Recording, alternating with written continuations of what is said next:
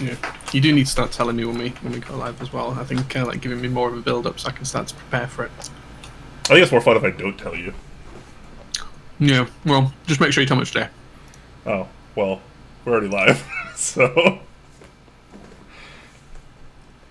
Yep. I just told you. Thanks. And it's today, so we're good. We're good. All right, whatever. Bye, guys. Don't worry, I'll get you. I'll get it right next time. Tyson sub for 9 months, tier 1. Thank you so much, sir.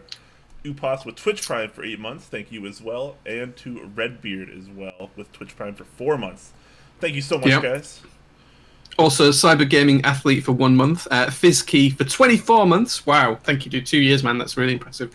And Slippery PED for 5 months as well. So thank you very much, guys. We really appreciate those. I also want to just give a shout out to Tyson for 9 months because it is 9 months. This is my 9-month anniversary since joining Clack. So you are technically part of the EU crew, Tyson. So we'll go with that. Oh yeah, okay, yeah, you're right. No, it's 8 months. It's 8 months. You joined at the start of January, not December. Okay. I was alone for December, so he started subbing without you when it was just me. I was all by my lonesome. All by myself. Keep going. No, that's about it. LBI Base, Gasp, and Fropsy, thank you very much for your subs as well. Fropsy at a tier 2 sub as well. That's pretty cool. Very nice. Oh, yeah. We have it in our announcements, actually. I totally forgot it's September. That's probably where we're going to get some. It is. Subs. Well, we'll talk to that shortly. We'll talk about that shortly, yeah. Upass says, I'm part of the J Screw then. I think he means J's crew, but he's put J Screw. So, thanks for that, I guess. So, I like J Screw better. I mean, it's an active descriptor of me. I've got a screw loose, so yeah, it's an apt, it's an apt descriptor. You kind of have to have a screw loose to be like a Twitch streamer, though, I feel like. Like, normal people don't do this. No. You have to be a little, like, to do what we do. Oh, man. Fantastic. Bangle Sought asking, so he says he's ordered everything for his very first build. Wondering if we can help.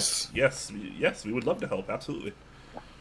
Yeah, reach out to it. I think. Let us know. I think I've seen Bangles in the Discord. Yeah, I think I've seen that name in the Discord. Sure. Yeah. If you're in the Discord, you can always PM either myself or Jay. We're often around to help, but also the rest of the Discord is there too. There's a lot of very helpful people around there. In fact, we have a specific channel for it called Mech Support. So. It's true. That is true.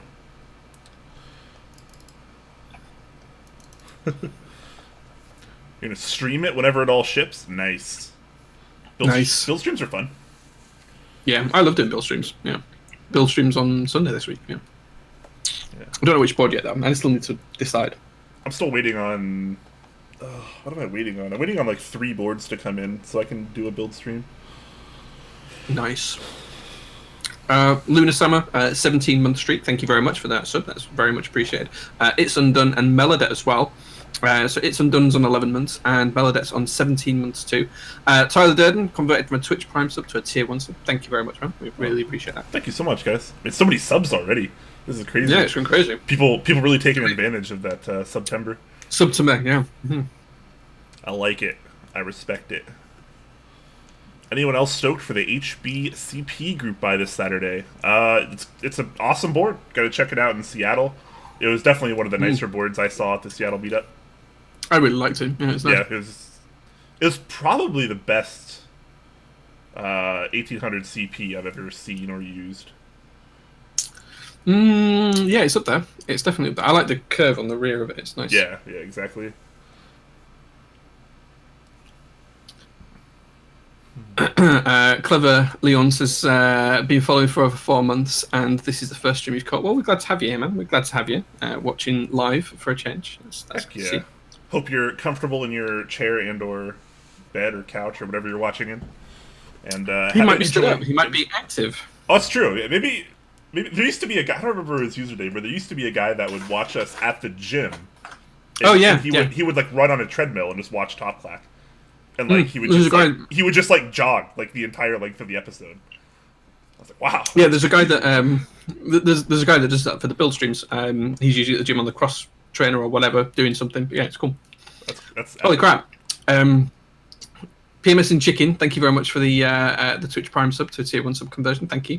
J-Shuff, thank you very much for the 5 gift subs. That's now 30 gift subs you've done. So thank you very much for that. Mighty Nebulant's been here for 14 months now. Thank you very much for that, dude. And Bledin as well, part of the 4-month street crew. Heck yeah. Thank you so much, guys. We haven't even officially started the show, and there's like... It's been like... That's like 30 subs. It's like, yeah. Oh, I don't know about, well, maybe not 30. I don't know about 30, but 20, yeah.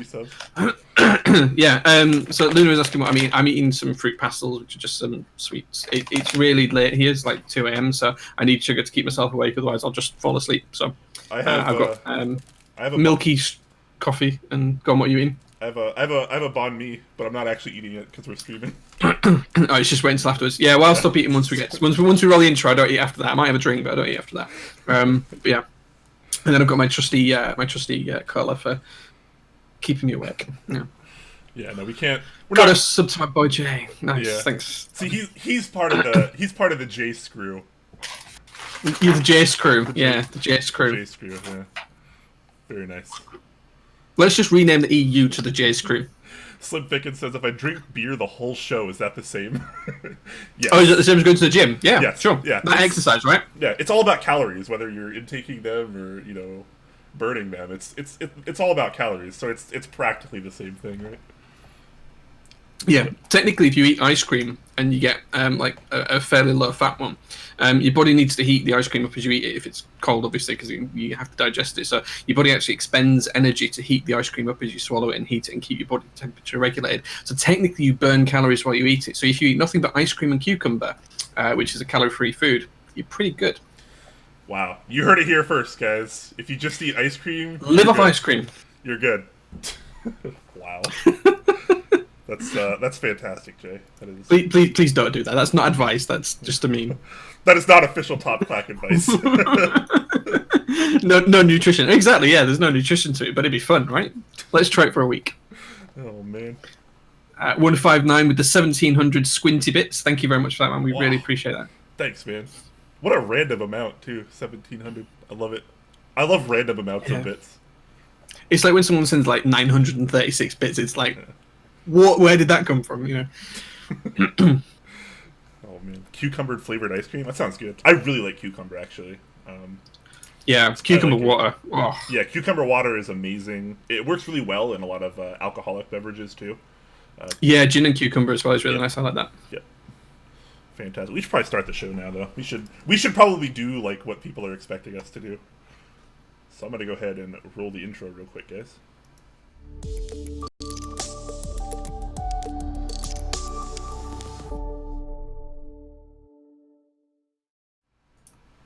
Ladies and gentlemen, welcome to this week's episode of Top Clack. I am your host, Quakums, joined as usual by my lovely, stunning co-host, Jay, who is just finishing up his midnight snack. And we're going to talk to you about keyboards today, believe it or not, which you should. You should believe it. We have a fairly healthy news doc today. The key set train really not stopping, still going strong, still chugging on. Yeah, it is. It ain't half, yeah. There's just so many key sets lately. It's pretty nuts. But we're going to get to that. But first, we're going to start, as tradition, with a little mail call, then a couple announcements, and then we're going to roll into our news doc for the week. And then end with a Q&A, as we always do. So if you have questions, please save them until later, and we will get to them presently. So, mail call. Let's start out. Are you going to start, Jay, or do you want me to start this week? You go first, because I was looking at the doc earlier on. Yours is going to be significantly faster than mine. Wow. Thanks, man. Jay sure knows how to make me feel good about myself. There is another reason why I want to do mine second, which was that other thing I was telling you about. It makes sense to do that at the end. That's the real reason. That makes sense. We'll get to that. Yeah, you can't. Don't grill me on it first. Sheesh. Slippery Pete with the 420 Jay's being toxic bits. Thank you very much. I'm not being toxic. Brian knows I love him. Jay is permanently toxic, man. Let me tell you. You should hear him off. That is not true. He is just absolute mad lad. I'm totally lying. But anyways, so I didn't get very much in this week, but I did get a few artisans, which are pretty awesome, courtesy of CYO Keycaps. He sent me several of the. I think there's 5 caps in total. One of them being this very adorable. This sculpt is called the Ambassador, I think is what it's called. And he kind of made me this my own personal colorway here, which is kind of like a Holy Panda tribute. It's a 1-of-1 colorway called the Only G, with an authenticity card, of course, which I do love. One of my favorite things there. I'm not really an artisan collector anymore, but one thing I respect a lot is the thought and effort that goes into like authenticity cards.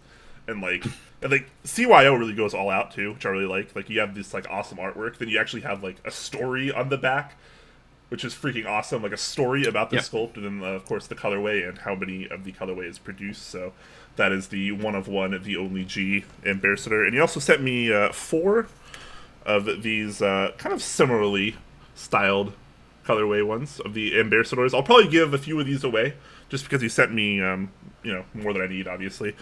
So look forward to some giveaways on that. That'll be in the Discord, maybe in the Artisan channel, or maybe just Discord wide. We'll see. But interesting. We'll definitely get there. So shout out to Tyler Durden for that. Definitely appreciate that. Going to be using this this Only G colorway on my board here pretty shortly. Nice. That's cool. All right. What about you, Jay?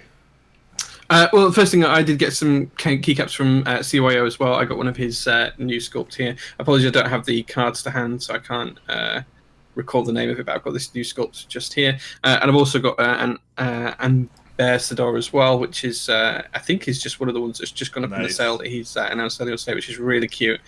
So I've definitely got a couple of boards that might be going on. I have to pick and choose which one it goes on. So those turned up a couple of days ago. I've also just recently picked up some more robots and a few other bits and pieces. So I've got some to go with GMK Mint Chocolate. So I've got the Brobot and the Reaper. Also got the Hyperfused Brobot as well, which is pretty cool. That's a really nice purple colour.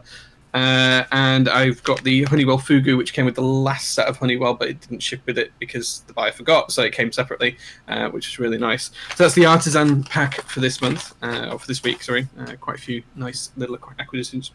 And then I got a few keyboards as well. The first one is, it's not mechanical. It isn't mechanical, but it does have a very specific use case. Are you cheating on us, No, not really. Oh, someone wants to see the new sculpt again. Let me show that again. It's UPass. Here you go. Here's the new sculpt again. Try and get it in focus, but I'm using the poor face camera, so it might not be great, but it is really nice. It's a very lovely sculpt. There we go. But there is a reason why I've got this this keyboard, and it's because it's for the workshop, because this is a dust-proof, waterproof keyboard. But it's probably not what you're expecting. You're probably expecting something like kind of thin, plasticky, rubber kind of thing, if I say that. Whereas this thing is absolutely all metal, and it has a roller ball fitted in, but it's dust-proof, waterproof, and I'm going to embed this in the desk in the garage so that I can use it there permanently, and I don't have to have a mechanical keyboard that's going to get damaged. So that's the first thing that came. That's pretty nuts. Yeah, it's cool, isn't it? Do you know what this is from? This is actually from a cash machine, an ATM machine, or an ATM. Wow. That's where it's from. So yeah, that's pretty cool. Are you going to take it apart and check out the insides at any point? Yeah, it's literally just a standard rubber dome keyboard with with just a metal casing and metal keycaps, and there's kind of like a layer of rubber and stuff. But yeah, so there's no switch in there as such. It's just a rubber dome. The second thing I got in was a nice vintage Weiss board, so some MX Blacks in. These are really smooth. This board's clearly seen a lot of use. The switches in this are really, really smooth, so it's really nice to use. So I don't know whether I'm going to actually convert this to be able to use it on a modern computer, or whether I'm going to just harvest it for switches. But I don't actually know why I got this, because I didn't buy it and I didn't order it, and it just turned up randomly, so I don't know where it's from. What? Wow. Maybe someone sent you a present, maybe. Well, it came from eBay, but I didn't buy it. It's not in my eBay purchase history, so yeah, but the vintage blacks are really nice. I also got a vintage, non-cherry, but an MX keycap set as well in, which has got some really, really nice, unique legends on this. It's actually an ISO US set. It's for one specific board that I've got that doesn't do split left shift but does do ISO enter. But they're quite nice caps. They're double shots as well. Well, triple shots actually because of the red on them, which is pretty cool. But no idea who the manufacturer is, and they were £11 on eBay, so about $12, $13, which was a bargain I thought for those. So there we go. I also got in some OG double shots, so just some standard OG double shots in ISO layout, really pretty nice. I put them in a GMK tray for ease, but yeah, just standard. Then I got some really nice OG German die subs. So these are OG cherry die subs, which are really nice. But these are the German keycaps, the DE language one. So I'm really looking forward to using them. And then the final board that I got in is a new inbox vintage cherry UK ISO die sub set. So you finally found one, huh? Finally found one. So this is a brand new inbox. Try and show it without dropping it. UK ISO full die sub keycaps. Yeah, it's really nice. It's absolutely lovely and in great condition. So I'm going to be showing that off on stream on Sunday because I'm really happy with that. But yeah, the fact that it comes in the original box and everything is just really nice and in great condition. So that was everything that I got in, apart from one final thing which Brian I told you about before the show, which is kind of a little bit different and a bit unusual. So for those of you who don't know, there is a podcast called The International Kit, who are kind of friends of Brian and mine. You know, we hang around with them every now and again, and I think I've been on the show and stuff like that with them before in the past. And Corey and Egler, who run The International Kit, are really nice guys. And they sent me this package, which turned up with some instructions that came over Discord that said, a package is on its way to you, and I'm not allowed to open it until it's on stream, and I have to open it on stream as part of the mail call section for Top Clack. They've promised me that no one's going to get offended or upset, and it's not going to cause Twitch terms of service or anything like that. And it has been opened by UK Border Force, so we're hoping that everything is still there. But yeah, this is an unknown thing that I have to open, and I have to read a letter out to... you guys. I'm a little afraid. I'm terrified of this. I have no idea what's in it. It's to describe the package. I have cut the seal. I haven't opened this. Promised them I wouldn't look inside, and I haven't. So I've just cut the tapes to make it easier for now when I open it. But it weighs about a kilo, 1 kilogram. It's not pretty light, but it's not heavy, but it's fairly chunky. It's solid. So I don't know what's in there. But apparently there's a note that I have to read first. So I'm going to open it and see what's in here. I'll try and open it so you guys can see on camera. Let me just try and position that so you guys can see. So, a lot of bubble wrap. Okay, so I found the note. I can see the note. Let me get the note first before I take anything else out of the box. I'm not going to open what's in the box, but I have got a note.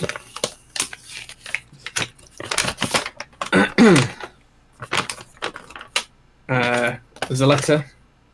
So we've got the International Kit logo on. So I'm going to read this out now. It says, Dear Top Clack and Dear Jay, you've just had your 3-year celebrations, and we wanted to congratulate you on your epic journey so far. Pretty wholesome. The last year, yeah, it's really wholesome. The last year probably wasn't easy for either of you, with lots of changes happening inside and outside of the hobby. So far, it looks like everything worked out, and you set up to go strong for the next years to come. We started our own podcast nearly a year ago because we thought that European perspective needed a voice in the content creation sphere for the keyboard community. So we were really excited when you, Jay, were confirmed to be the new host for Top Clack. With a very vocal proponent of all things ISO, and Norda UK joined one of the most visible positions we have in the community. We're both also very thankful for your help in starting as our little adventure of podcasting by agreeing to be the very first guest in our very first episode, and thus giving 2 inexperienced guys a chance to make something happen. For this, for generally being a good friend and an awesome partner in crime in all things keyboards, we wanted to give you a little gift. We hope that you will like it and give it a good home on one of your many boards. Your friends from the International Kit. You may now open the box. And P.S. we might have a few more of these if anyone's interested. That's the letter. Reading it live. Nebula, I'm worried if it is a pound of glitter and I'm going to open it, it's just going to glitter everywhere all over my desk. Yeah, you got to be careful. So I'm going to try and do this in front of the camera and open it and see what's what. Okay. So there's not until I hold it up to do this. Okay, so there's a box. Okay. Cardboard wrapper, get rid of that. Okay, this is the box. I feel like I'm going to propose to you on stream, Brian. I feel like I might say yes. I don't want to. I'll open it this way so you guys can see it as I see it. Oh, look at that! That's awesome. Oh, Oh, is that this GMK?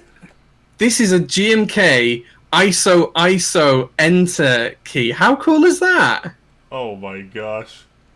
Double shot with their logo on it.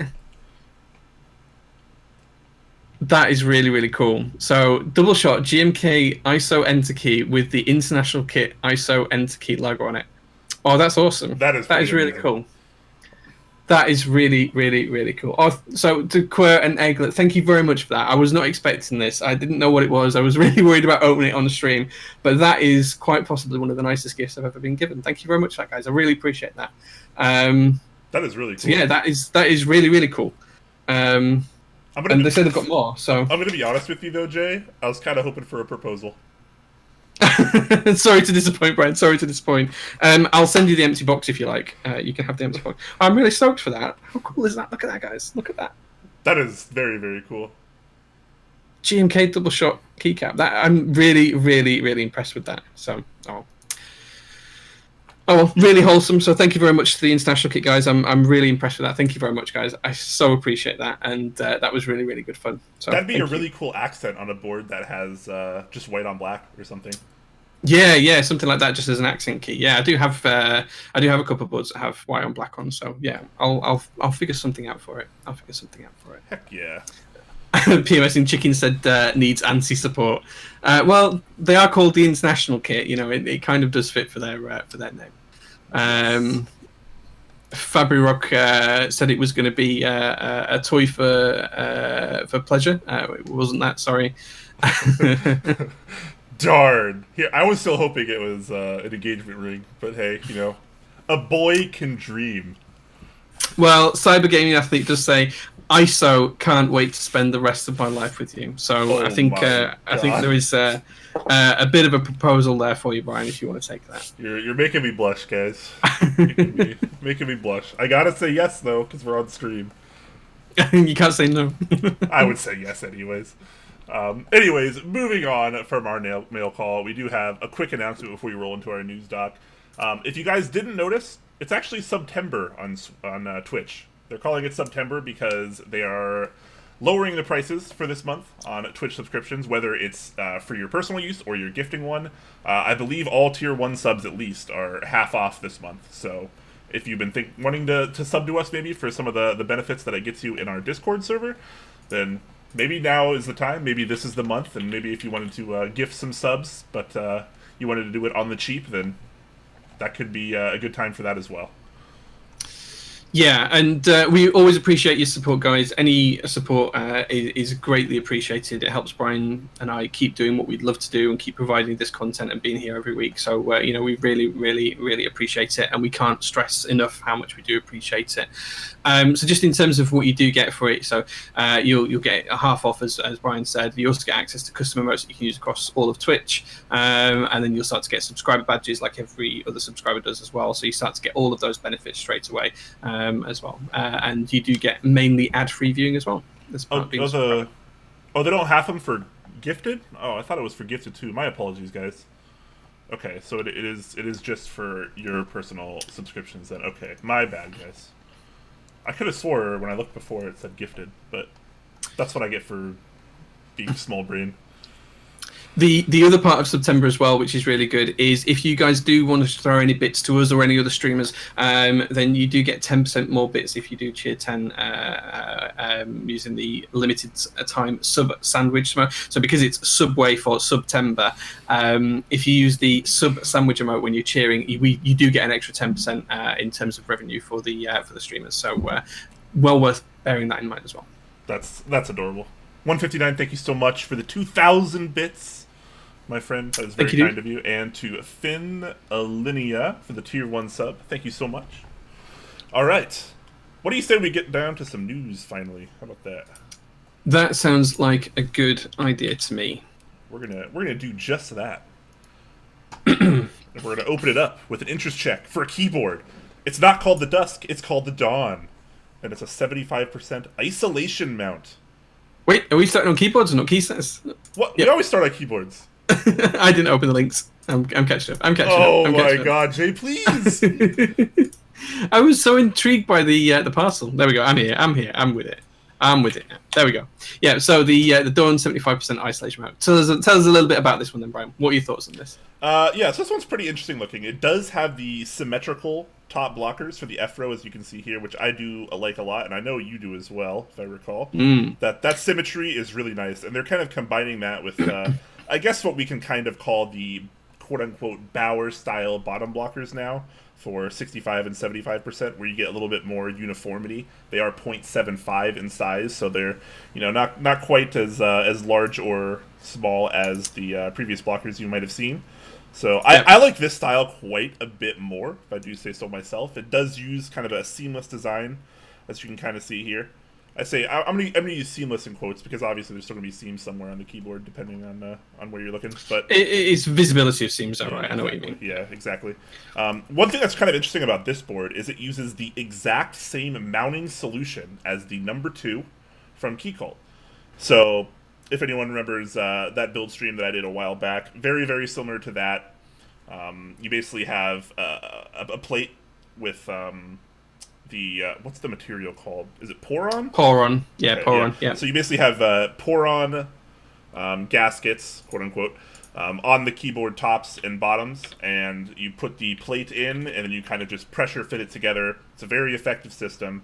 Keycult boards, obviously, very, very popular and acclaimed for doing something like this. So we're getting the exact same mounting solution here, and he does have permission to use that exact thing. There's no bad blood or anything. He did ask for permission to use this exact thing, and Keycult said, go ahead, absolutely.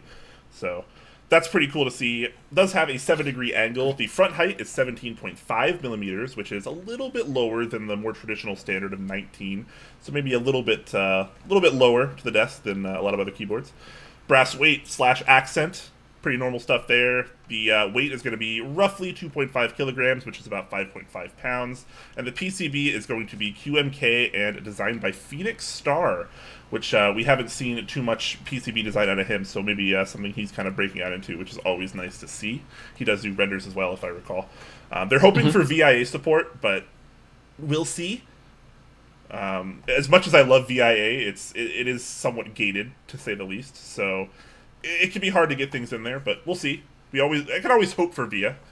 But at least it's QMK, so that's a really good baseline to start anyways. It is going to use the AIO3 kind of universal daughter board design that he uses as well. So pretty cool stuff there. And plate files actually going to be open source as well. And he's going to provide an ISO plate file just in case you don't have one on hand, which is always a nice touch. So you can actually kind of see, I don't know why I didn't scroll down to this earlier, but this is the mounting solution here. So you kind of have the pads that go above and below the plate here. And the plate isn't screwed into anything, so if you remember on the Keycult number 2, you have to actually assemble the board mildly, and then you kind of have to maneuver the plate around until it's perfect, and then you finish screwing it in. So it does add a little bit of complication to the process to get absolutely perfect, but a lot of people would argue it's definitely worth it for the overall result. How do you feel about this one, Jay?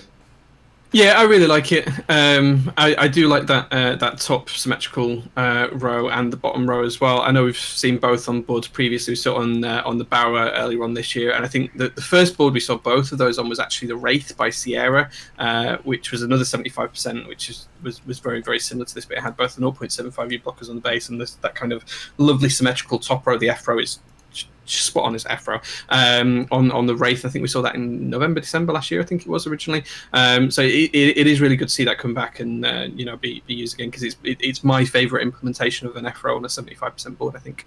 And that bottom row just looks a lot cleaner as well. So I really like that. Again, big shout out to the runner. I don't know, do you pronounce this Kraken? I think Kraken. I don't know. I always say Kraken, but Let's go with Kraken. Yeah, they can be, but big shout out to him because whilst ISO support shouldn't be expected, or indeed it doesn't always have to be supported. That's entirely up to the runners to pick and choose. It is fair play that he's going to open up the plate file. So if anyone does want to enable ISO support on these boards, you can actually just get your own plate file cut, and that's quite easy to do these days. I think that's really a fair way of doing it, especially if he doesn't have the demand in the interest check. Although it does say if the demand's there, he'll promote that as well. So really good to see that as well. Guys being clearly inclusive of the community, and with a really, really nice layout from that perspective. In terms of the design, I do like the sides of it. It very much reminds me of boards like the Zephyr, where it's kind of got that two-tier system on the side. I know the Zephyr had an angle in the top tier and stuff like that, but it does remind me of boards like that where you've got clearly two pieces, and the side view of the Kepler as well is kind of similar to that in terms of you've got the two sections, and that's where it hides the seam. So I really do like the side profile. The brass bar on the back, again, really nice with the centralized USB on a daughter board. Don't think there's a better way of doing that, to be honest. I think that looks really good. It's my favorite way of doing it. It's very, very clean, very elegant. And it is. This is definitely one of the nicer 75% I've seen in the community. I think they're doing a lot of things right here. The mounting solution, kind of tried and true at this point. A lot of people love it on the Keycult boards. We got the blocker situation, which is like entirely symmetrical, basically, as much as it can be, more or less. Which is for 75%, which is exactly with 75% was generally a pretty messy layout to begin with aesthetically. This tidies it up a lot. Yeah, this looks a lot cleaner. I really like where this is going. Yeah, just a little bit on the mounting system. I know you touched on earlier on. So, Saporin is a type of material, which is a type of foam. It's like a really thick, dense foam that's made from urethane, which is a really nice product, and it is used on the Keycult boards. It's used on a couple of other boards as well. I can't remember the names off the top of my head, but a couple of other boards have used Poron as well. So it's really good to see that the mounting style is moving across different boards as well. We do see mounting styles copied and used, and I don't think anyone can claim ownership of a mount style. I think that would be wrong. So really good to see that there's no bad blood or anything between the two sets of designers, and that Keycult are being open to people and helping and encouraging people and showing them how to implement the kind of mounting system that they've used themselves. So that's really nice to see. I think this looks good. If the price is as low as he says it's going to be, then I think this will be onto a winner. I think $350 to $450 was the expected price range. I think that's pretty fair for this kind of level of board. Yeah, I think 450 is fairly expected, and 350 would be what I would call miraculous. I'd be very, very, very surprised to see this as low as 350, but I would think somewhere 4 to 450 would be pretty darn expected. Quick shout out. It would be a must buy for me at that price, I think. Yeah, I think it'd be a must buy for a lot of people. Quick shout out to Mr. Petrov, who donates 1,500 of those Subway sandwich bits. Nice. Which did add the 150 bonus bits. That is amazing. Thank you so much. As well as Gondolindrum donated 100 bits, and he says, "Cheers from Brazil, guys. Thanks for what you do, especially Quakeums for the tuning in on Mr. Keeb's stream today, and to Jay for those ISO design opinions." Yeah, so it's good to have you on board, man. Good to have you watching. Thank you so much, man. Yeah, Mr. Keys was doing a stream earlier that I was kind of tuning in for. With he was kind of like learning PCB design, sort of kind of as help with Gondolindrum. It was really fun. It was super wholesome. They made it super simple for people that have small brains like me. And that was it was very nice. It was very nice. And Mr. Keeves follows up with 500 more bits, so he's adding on more cheer. From Gondo. Here's a few more from the Brazilian peeps. Thank you so much, man. You guys are too nice. Brazilian crew repping out there today. Nice. Thanks, guys. Talisman Solution gifted a tier 1 sub to Tefram as well, so thank you very much for that, Talisman. And also donated his customary 1,111 bits, which sees him storming out into the lead, miles ahead of everyone else, on 112,222 bits. So thank you very much for that, Talisman. We really do appreciate all your support. You are a legend, sir. Thank you. All right, so yeah, this a very, very well laid out interest check, very clean looking. I think they're doing a lot of things right here. So we'll have to wait for the group buy, which is probably inevitably coming because I think a lot of people are going to want this one. Yeah, I think it's really interesting. I think if it gets to the lower side of those price points, it's a definite must-buy for me. And just given the style of the board, it's probably going to be a must-buy anyway. I think it's just a really good-looking board. It'd be great if we could see a prototype or something like that next. definitely. Definitely. Okay. Moving on to the next board in our list is the Noah by Matrix Lab. And this one took me by surprise a little bit because I'm going to be totally honest, I've never really been a fan of Matrix Lab's boards. Really? Interesting. I've used several of them and I've seen pretty much all of them, and I don't quite love them. But they are very popular, and they do kind of this lineage in the community where they have been doing boards for quite a while, and a lot of people do like them, which I do respect, and they have done a lot of things right. This one seems really wild to me, and I love it. Okay, so we just talk about the specs first. So as always, there's going to be an aluminium option. There is also going to be a polycarbonate option as well. 4.7 degree typing angle, top mount design. So it's eschewing the current gasket craze, and it's going back to tried and tested top mount. 1.5 millimeter aluminium plate. So no plastic options here. It's just an aluminium plate, and an RGB PCB with Type C connector. So Type C USB is always good. And they're still working out what the color options will be.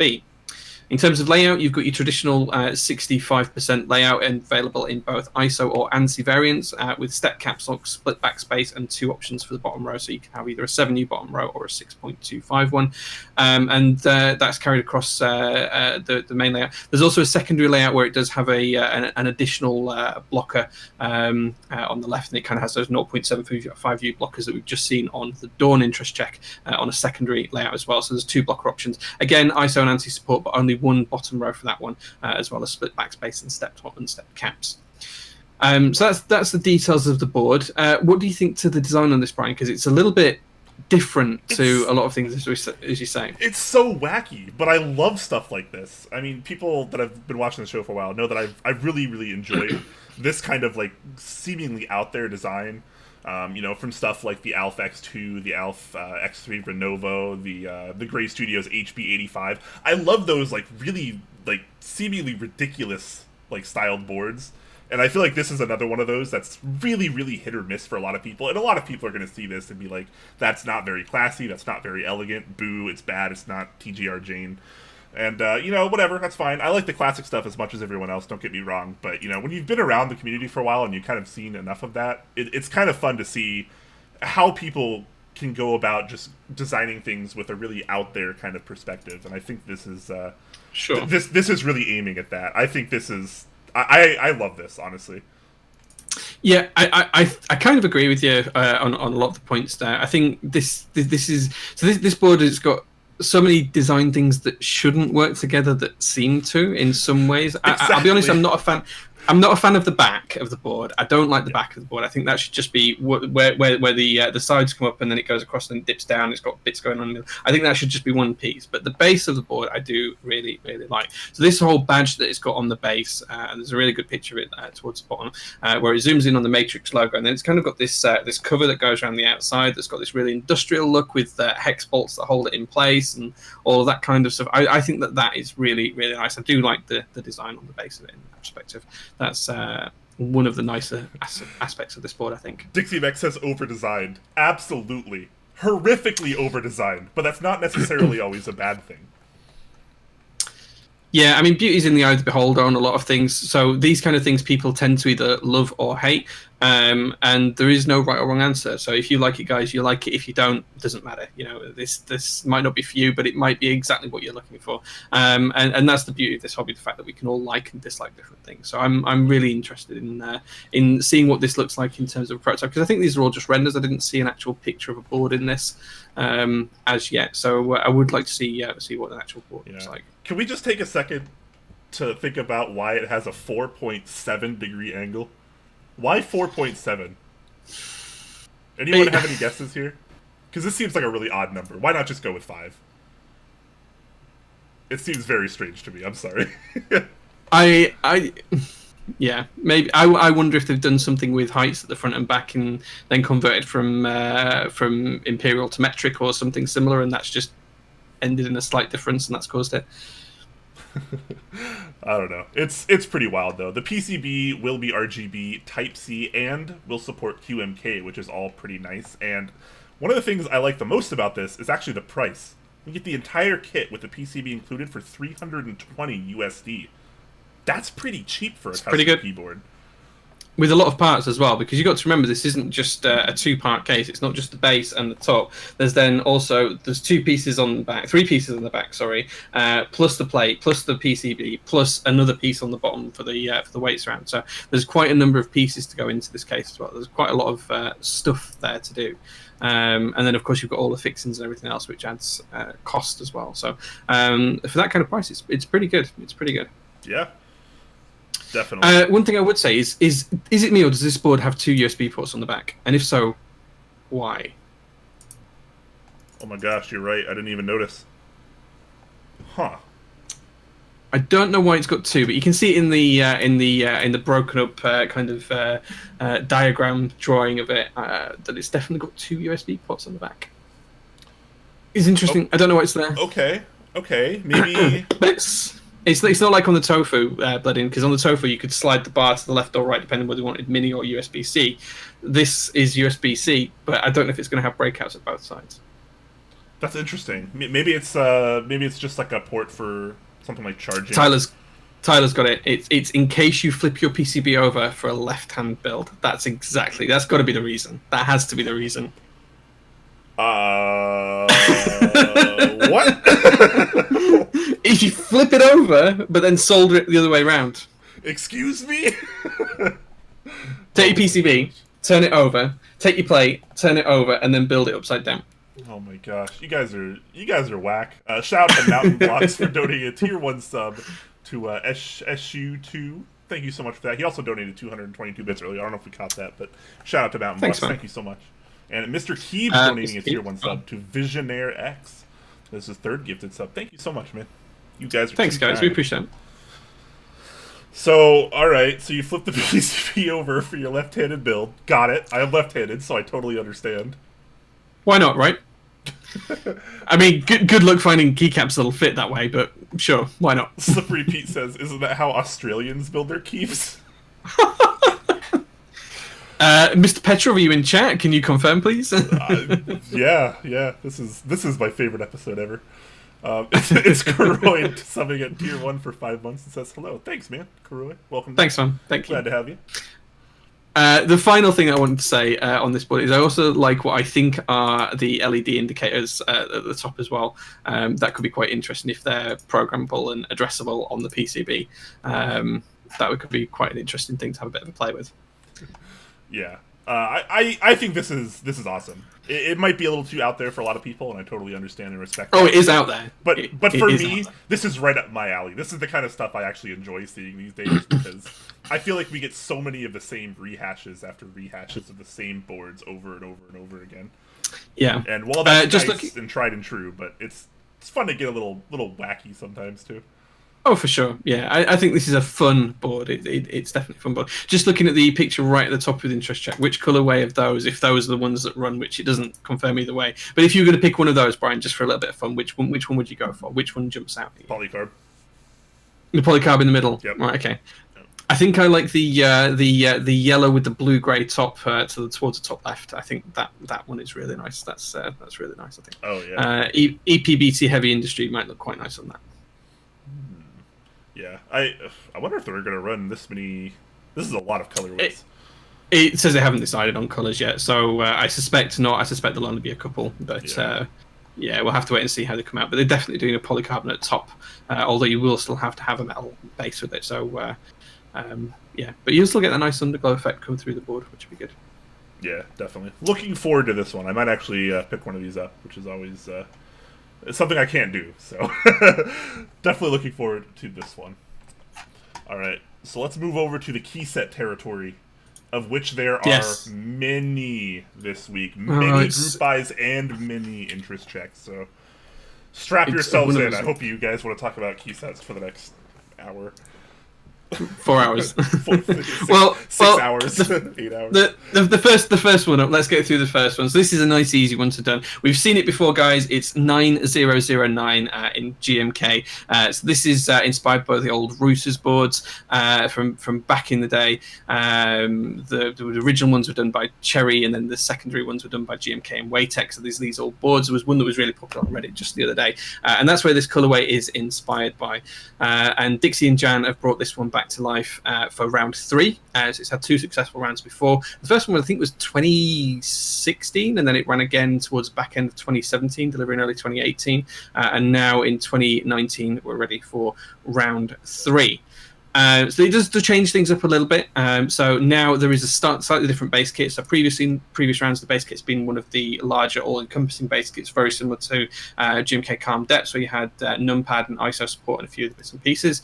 This version takes it a little bit of a different tact, and it's got a cut-down base kit, very similar to what we've seen run on Drop recently, with the likes of Hamon and Striker, I think, on novel keys as well.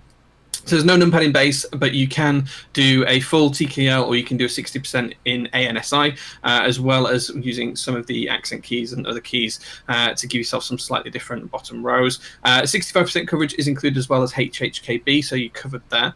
And what's really interesting about this set is it actually goes for a row 5 bottom row. So this is the first time we've seen this in 9009. The previous 2 rounds had a row 4 bottom row. This set has now changed over, and it's going to use row 5, which if anyone's used row 5 bottom row, it's pretty nice and tasty. In terms of other kits, you've also got a numpad kit called the Numbers kit, which gives you exactly that, a numpad with a few different variations of different keys, as well as those lovely salmon and green accent keys as well. There's also the Additions kit, which is basically the ISO kit. This is giving you full UK ISO support, as well as those accent keys, and also some additional shift keys as well.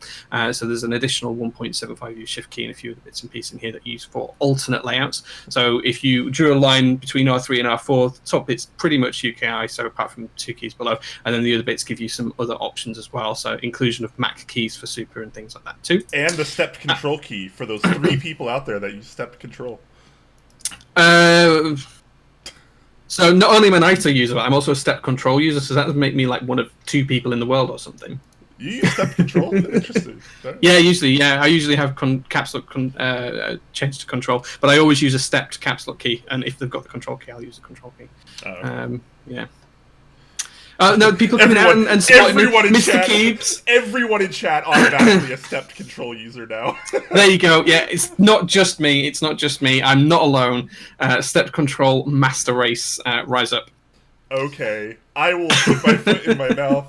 Sorry, guys. I didn't mean to hate on 99% of the community. There's at least 6 of us now, Brian. I know it's a small community, but there's at least 6 of us. So there we go. In addition to that, there's also the aesthetic kit, which is basically a spacebar kit, but it also has a really unique edition of 3. Oh, it's not really a unique edition actually, because it has run in other sets, but an edition of 3 keycaps that are windowed. So there's a stepped caps lock key that's got a window, as well as a scroll and a numlock key. So if you do want to put indicator LEDs on those particular keycaps, you can, and they'll shine through the indicators. That usually does mean that these aren't double shot keys, and that they're usually either pad printed or sublimated. So I suspect that these are pad printed keys to support that, because the double shot on these is actually the clear inserted window as well.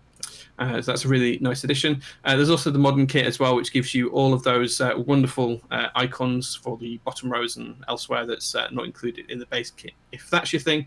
And then the final kit, because there's lots of them, is the Obscure kit, which gives you pretty much every other bit of support you need for 40% split base bars, multiple different colours of the escape key, and a few other bits and pieces as well. So lots of kits and lots of keycaps there.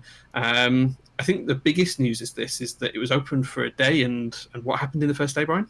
It hit MOQ in the first day, cracked MOQ,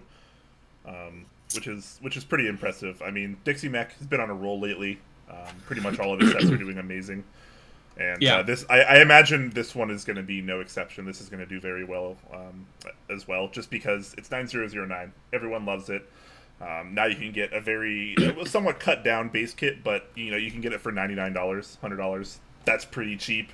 A lot of people don't have to think twice about that. I will point out though, since we didn't mention it yet, in the modern kit, notice that it doesn't actually have the row 5 compatibility. So if you do use the keys from the modern kit, you'll be using row 4 instead of the row 5 that is offered in the base kit. So just wanted to point that out there.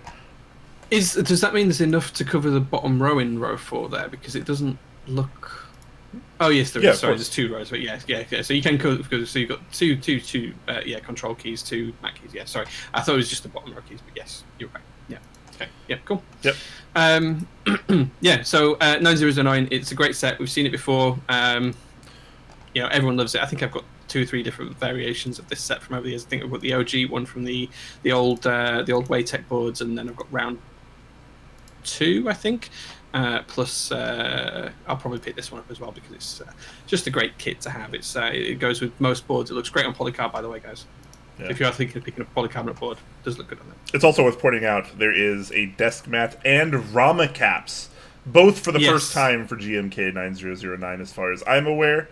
So that's pretty cool. There's 2 desk mat designs. There's this kind of circular design with the colorways, and it spells out 9009 all over it, and then a little Dixiemech minor branding there as well. And then there's another desk mat, which is the text version, where it just says 9009 over and over and over again. So if that's more your thing. Personally, I'm not really a fan of either of them, if I'm being honest, but I like the idea of having desk mats still. The Rama caps, on the other hand, I do like quite a bit. And this is kind of a theme that we're seeing now persisting from the 8008 buy. Silicone Rama caps. So these aren't aluminum, they're not brass, they're not steel, like all the other Rama caps that we've seen in the past. Like 8008 Rama novelties, these are silicone, which is really, really interesting to me. Especially because they're so much cheaper, too. These are only $15 each instead of, 35 or 40 or 45 or 50 like we've seen in the past. Yeah. Easier to produce though in silicone because you can just push the plastic into the mold, and it's much easier to do. But yeah, it's good. I'm interested to see what these the silicone keycaps look and feel like. I haven't had a chance to try one yet, so as very few people have. But I'm really interested in trying one of those. I think the brown one is the pick of the choice for me rather than the salmon or the green. But I do really like it. Yeah, fair enough. The beige, I don't know. They all look pretty good, but since I'm colorblind, they all look almost the same to me. So, story of my life. Feels bad, man. But I do like them. They are fairly inexpensive, as is the keycap set. So, very happy about that. I'll be trying to pick one of these up as well. All right, moving on to our next group buy. GMK train in full effect this week, like I mentioned earlier, guys. Group buy, GMK First Love over at Cannon Keys right now. This is by the designer Otani, a.k.a. Otani Shock. Pretty sure they're the same person, right? I'm not going to sound stupid saying that, right? Okay. Nope, same person, yep. I feel like I always, say stuff like that, and then someone corrects me, and I just feel really dumb. Yeah, you've just got confused, yeah. No, you're right on this occasion. Yeah, you're correct on this occasion. I'm not always right, so when I am, I have to really, take pride in it. Anyways, $130 is going to get you the base kit here, and I'm trying to open this in a new tab here. Base kit, pretty decent compatibility. Would you say so, Jay? Yeah, I mean, you've got pretty much everything in there. It's one of these all-inclusive base kits. So you've got ISO coverage with the better way, as I see it, of doing the ISO coverage if you're just going to cover ISO layout rather than doing a specific version with the # row 3 and the pipe /R4 keycap. So good to see that rather than the 2 / pipe keys. Also, as well as that, you've got standard full-size TKL, 60%, 65% HHKB, bottom row. Everything's there that you could possibly need. Step caps look as well. There it is there too. I think it looks great from a compatibility perspective. There's very few boards that you couldn't kit out using this particular kit. I think you can cover pretty much everything. Okay, so I'm adjusting audio a little bit. Someone was saying that I'm much quieter than you. So I'm gonna. Oh, interesting. I'm gonna turn myself up a bit, and hopefully that helps. I'm gonna turn you down just a little bit as well. So hopefully that equals out. Let me know if that's okay, guys. Sorry. Okay. Now you're changing volumes. I'll have to adjust mine, I think. I don't know. Hopefully this is better. I just turned myself up 15%, and I turned you down 5%. Okay. Cool. Okay, so lots of that. In terms of other kits as well, there's also the novelties kit and the spacebar and keys kit. So the spacebar kit just gives you split spacebar support as well as 6U spacebars and also an accent color spacebar as well. The novelties, there's a number of different novelties in here, all around the theme of Otani's First Love, which is the inspiration for this set. And he does have a bit of a text about that experience and why he's developed the keycap set on there, which I highly recommend reading because it'll make a lot of sense designs for these novelties as well. Everything from hearts, broken hearts, to hearts with arrows through, and all of that kind of lovely kind of imagery, as well as flowers, and I think the lotus flowers, I think, quite. And roses, and the one that I really like is the bottle on the side, the glass of wine, and the bottle of wine on its side. Yeah, I just think that's very indicative of a lot of early relationships. And there's also some text-based novelties in there as well. Brian, what do you think to those? Yes, love text-based novelties. I don't even really care what they say. I just kind of love them automatically. Just the different, right? Yeah, exactly. So we got the candle key and the moment key. Which is kind of interesting. I'm surprised they're 1.5s, which I think is kind of an odd choice. So it's like you use this, generally speaking, you use this on a win keyless layout with as your alt or your control, which I thought is kind of interesting. So it's not like you can have 2 candle keys and 2 moment keys like as your control and alt. So I'm not really sure what the kind of idea was behind that, but I do like the fact that they're there at least. Yeah, I think the idea is to have one at one side and one at the other. If you're using that kind of Sangan bottom row, but yeah, I think the nice novelties. I think they work all right. They're fine. I think they work well with the set. What I do really like though is the Rama cap, which is very different to anything we've seen before. From Rama. So this is kind of like a black keycap with that broken heart imagery installed in it, and then it's kind of got this this purple enamel wash over the top, which is just really nice. I think that looks absolutely stunning from the renders. So I think that looks good. Yeah, the Rama cap is top tier. I think it's one of the better ones that we've seen in collaboration. IMO, fantastic. Yeah. I think that's good. Just one other thing about the keycaps that I was going to talk about, and Nitpicks just actually mentioned this, is saying, is this GMK Black Lotus? I think it's different enough to stand on its own, personally, for me. I don't know how you feel about Brian comparing it to Black Lotus, which has been in Introspect for nearly 2 years now, I think. I'm gonna be totally honest with you. I think the last time I saw Black Lotus is when we covered it on the show, which would have been about 2 years ago. So I honestly don't even remember it. Yeah, I think this is different enough, and I am going from memory. I was going to talk about it, but I think it's different enough because the modifiers on Black Lotus were a much more plummy colour, so they were more of a reddy purple than this bluish purple that's on this. So I think it's different enough to stand on its own from my perspective. Yeah, definitely. Very, very nice. And I like how they have a little bit of story, a little bit of backstory here by the designer Otani, which is pretty cool. Liked reading that. So this set is going to be open until October 1st, so you still got quite a while to decide on it. Custom colors, so it is going to have a 250 MOQ, but like we've seen lately, people just love buying GMK, and MOQs are not exactly hard to hit these days, so I imagine this one will be no exception, and it'll be very, very nice. There is also a desk mat as well, if you just want to jump onto that. The link's at the bottom of the... Yep, got it. There. I just wanted to call out that I think this is kind of a really sweet desk mat.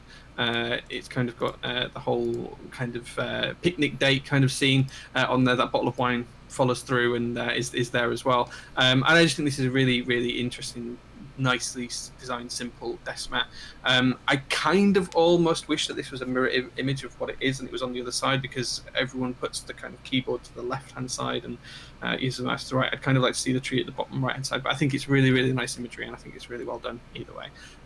It's really, really sets the scene for the keycap set and the theme behind it. Yeah, definitely.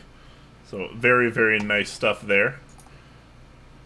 All right, let's move on to our next GMK group buy. Man, GMK is just like, it grows on trees, man.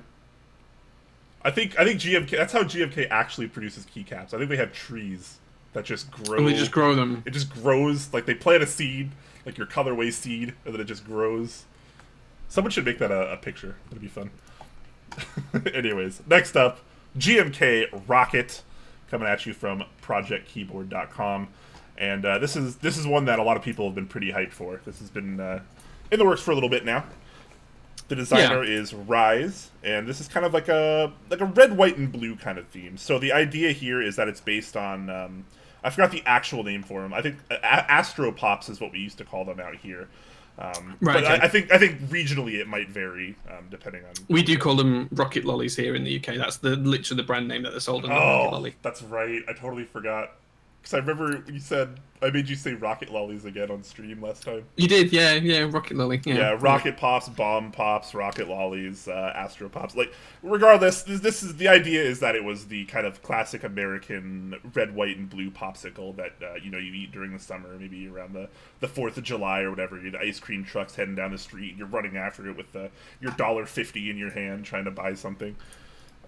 That's kind of the reminiscing here. So, in that same kind of effect, we have the GMK Rocket, which is kind of a red on white with blue accents. However, there is a kit. They're just calling the alt kit, which makes the set basically red on white. So if that's more your preference, definitely something there. There is a Spacebars kit, of course, and this one I'm a little confused about. So he has the B keys, which obviously you use on your Alice like layouts, because for those of you that may not know, the Alice effectively has 2 B keys. Or at least placement for 2 B keys, but a lot of people choose to use something else there, of course. But here's kind of the idea, and these are like the meme bees. I'm not sure how much I like that, to be totally honest, but I think a lot of people probably get a kick out of that because a lot of people are more into memes than I am. How do you feel about these B keys? I don't like them, I'll be honest. It's not for me, isn't that? I'd rather just have 2 normal B keys if you're going to do that.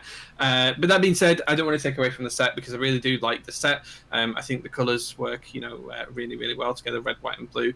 It's the flag of the US, it's the flag of the UK. Colours can't disagree with that from that perspective, irrespective of rocket.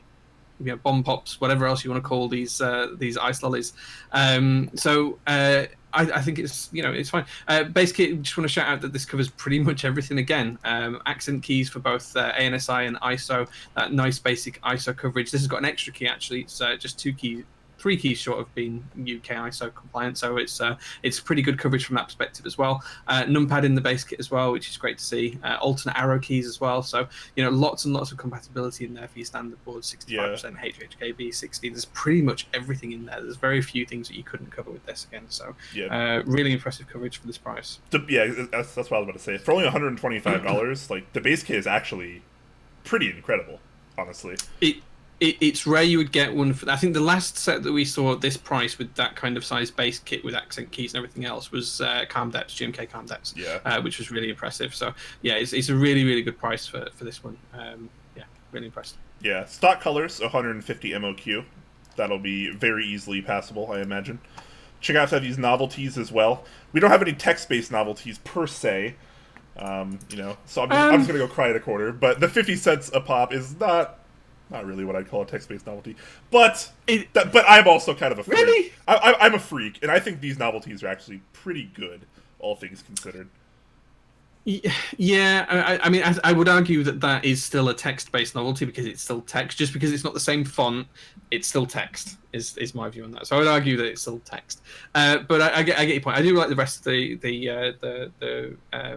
keycaps here. So the lolly keycap is really good, and I do like the cent coin ones as well. I think that's really nice. I'm not gonna lie, Jay. Every time you say lolly, I have to laugh just because I'm a weeb.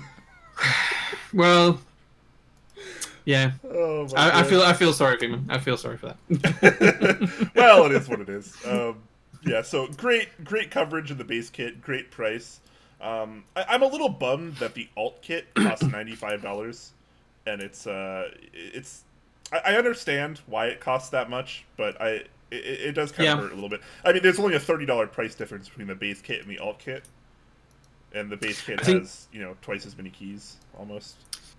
Yeah, I mean, effectively, you're almost creating almost another key set at this point. So there has to be a minimum cost that GMK apply to a kit once it reaches a certain size. And I think this is just falling prey to that. But it's nothing different that we've seen when Terminal Round 2 ran and it had the AE kit, the green kit. That was very similarly priced to the base kit. I think it was almost the same price as the base kit. It wasn't much different. I think it was $20 different or something. So, we're kind of seeing the same thing here. So it's just a factor of the market and the cost to produce. It's not something that's necessarily within the control of the vendors on that side. So that being said, I do think that this the alt kit looks really good, and I think it really does work well as just a red and white set. I think it reminds me a lot of the old Red Alert set and things like that. So I like that.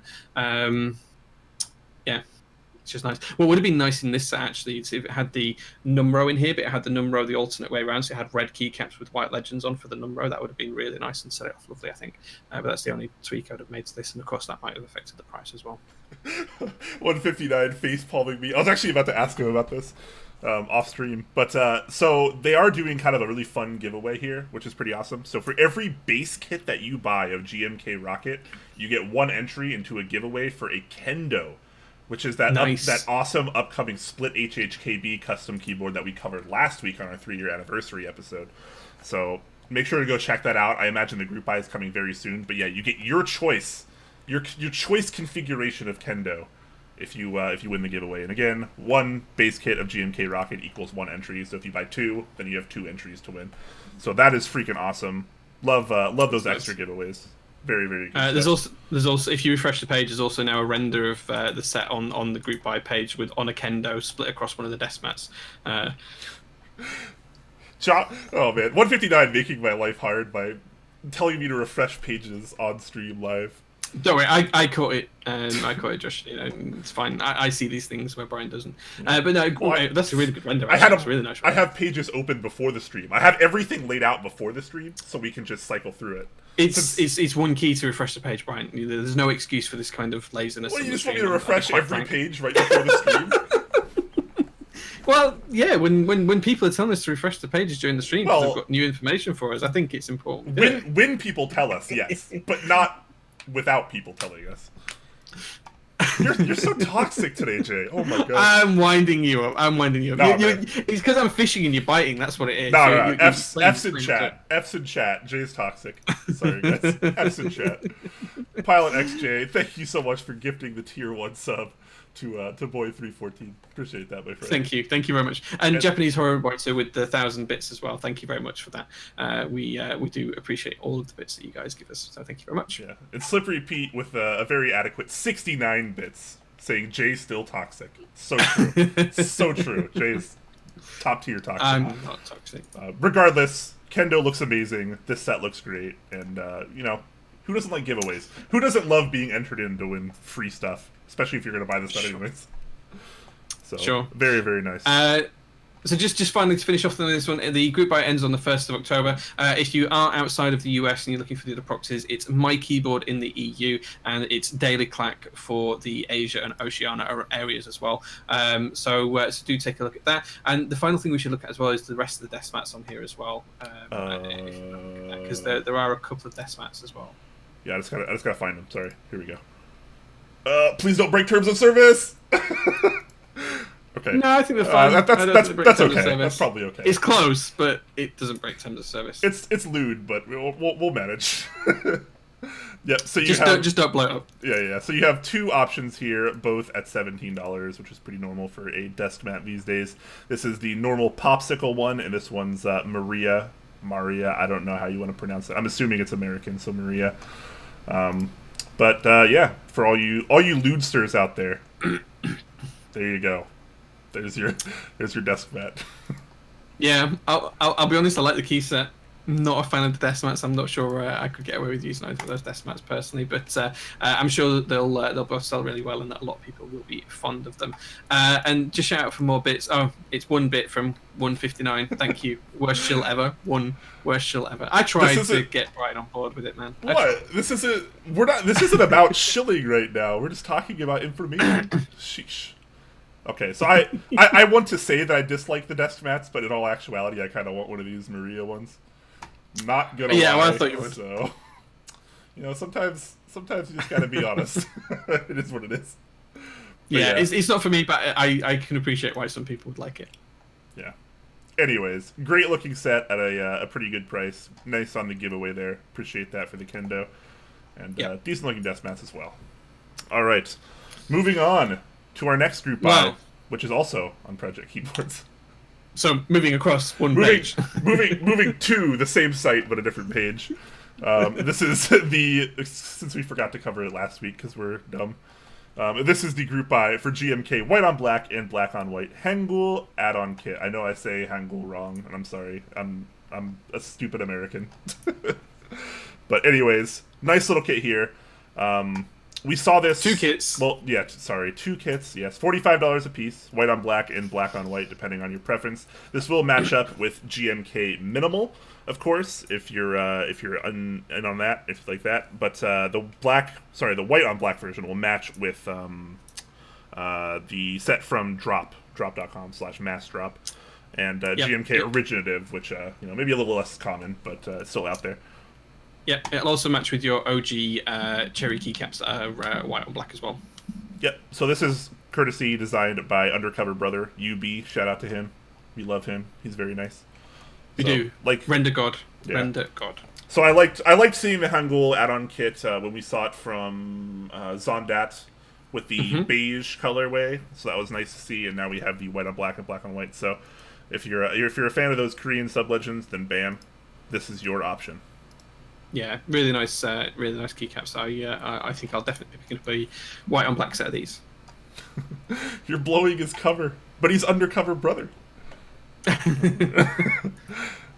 Anyways, moving over to a different website this time. This is over on Novelkeys. This is Cat Milkshake.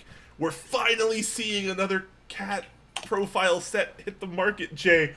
Oh my god, I'm so excited. And it's such a good one, too. DSA Milkshake ran a while back, and oh my gosh, was it popular. It was like the most popular DSA set the community's probably ever seen. Sold tons and tons of units. Everyone loved this Milkshake design, colorway, and everything. And now we get it in cat profile, which I think is objectively so superior to DSA, and I'm really, really happy about this. Yeah. The first thing I want to say is tons of kits, so much so that we can't go through every kit on the show today. But there is pretty much everything you could possibly want, and coverage for everything from a TKL to a Colvrac board to whatever you want. We just can't go through it. There's just too many kits, but there's pretty much every keycap you could possibly want there. One that I do want to shout out, though, is one that we don't see very often, which is a French kit, an Azerty kit, which we don't see very often. But I just want to call out what they've called it. So they've called this the Baguette kit. Because of course all we know that French people eat baguettes and nothing else. So I like the fact that they've got a French kit in a key set group buy and called it the Baguette kit, because that's just really cool. But there's coverage for everything you could want here, guys, with different accent keys and different bits and pieces, and a homage to beeps of the set, GMK dots and things like that. So there's pretty much anything you could possibly want from there, as well as a nice Rama cap which has got the beep standard dot on there too. So I think this looks great. It looks really, really good. It was nice in DSA. It's going to be even nicer in Cat, is my opinion. Just because Cat profile is a dream to type on. It's one of the nicer profiles out there right now. It's well up there in my top 3. So I think this is going to be really, really interesting. I can't wait to see it. And of course, it's going to be PBT as well, which is not something that we always get to use with die sub and reverse die sub legends, depending on which color the keycaps have been done and things like that as well. So what do you think of this, Brian? Are you excited for this? Are you going to be joining on this this hype train? Yeah, I'm gonna hopefully be joining this one. I love the Milkshake theory. I love the Milkshake idea that Beep has. I think it was really, really successful when he did it before. And Cat being very easily my second favorite profile to type on, I think it's just wonderful. I'm very, very excited about this. And I like that the price isn't too high either. You can actually outfit a lot of boards here without breaking the bank, which is always nice. And there's a kit for everyone, like you said. Like I was trying to go through all of them, but there really is just tons and tons of kits here.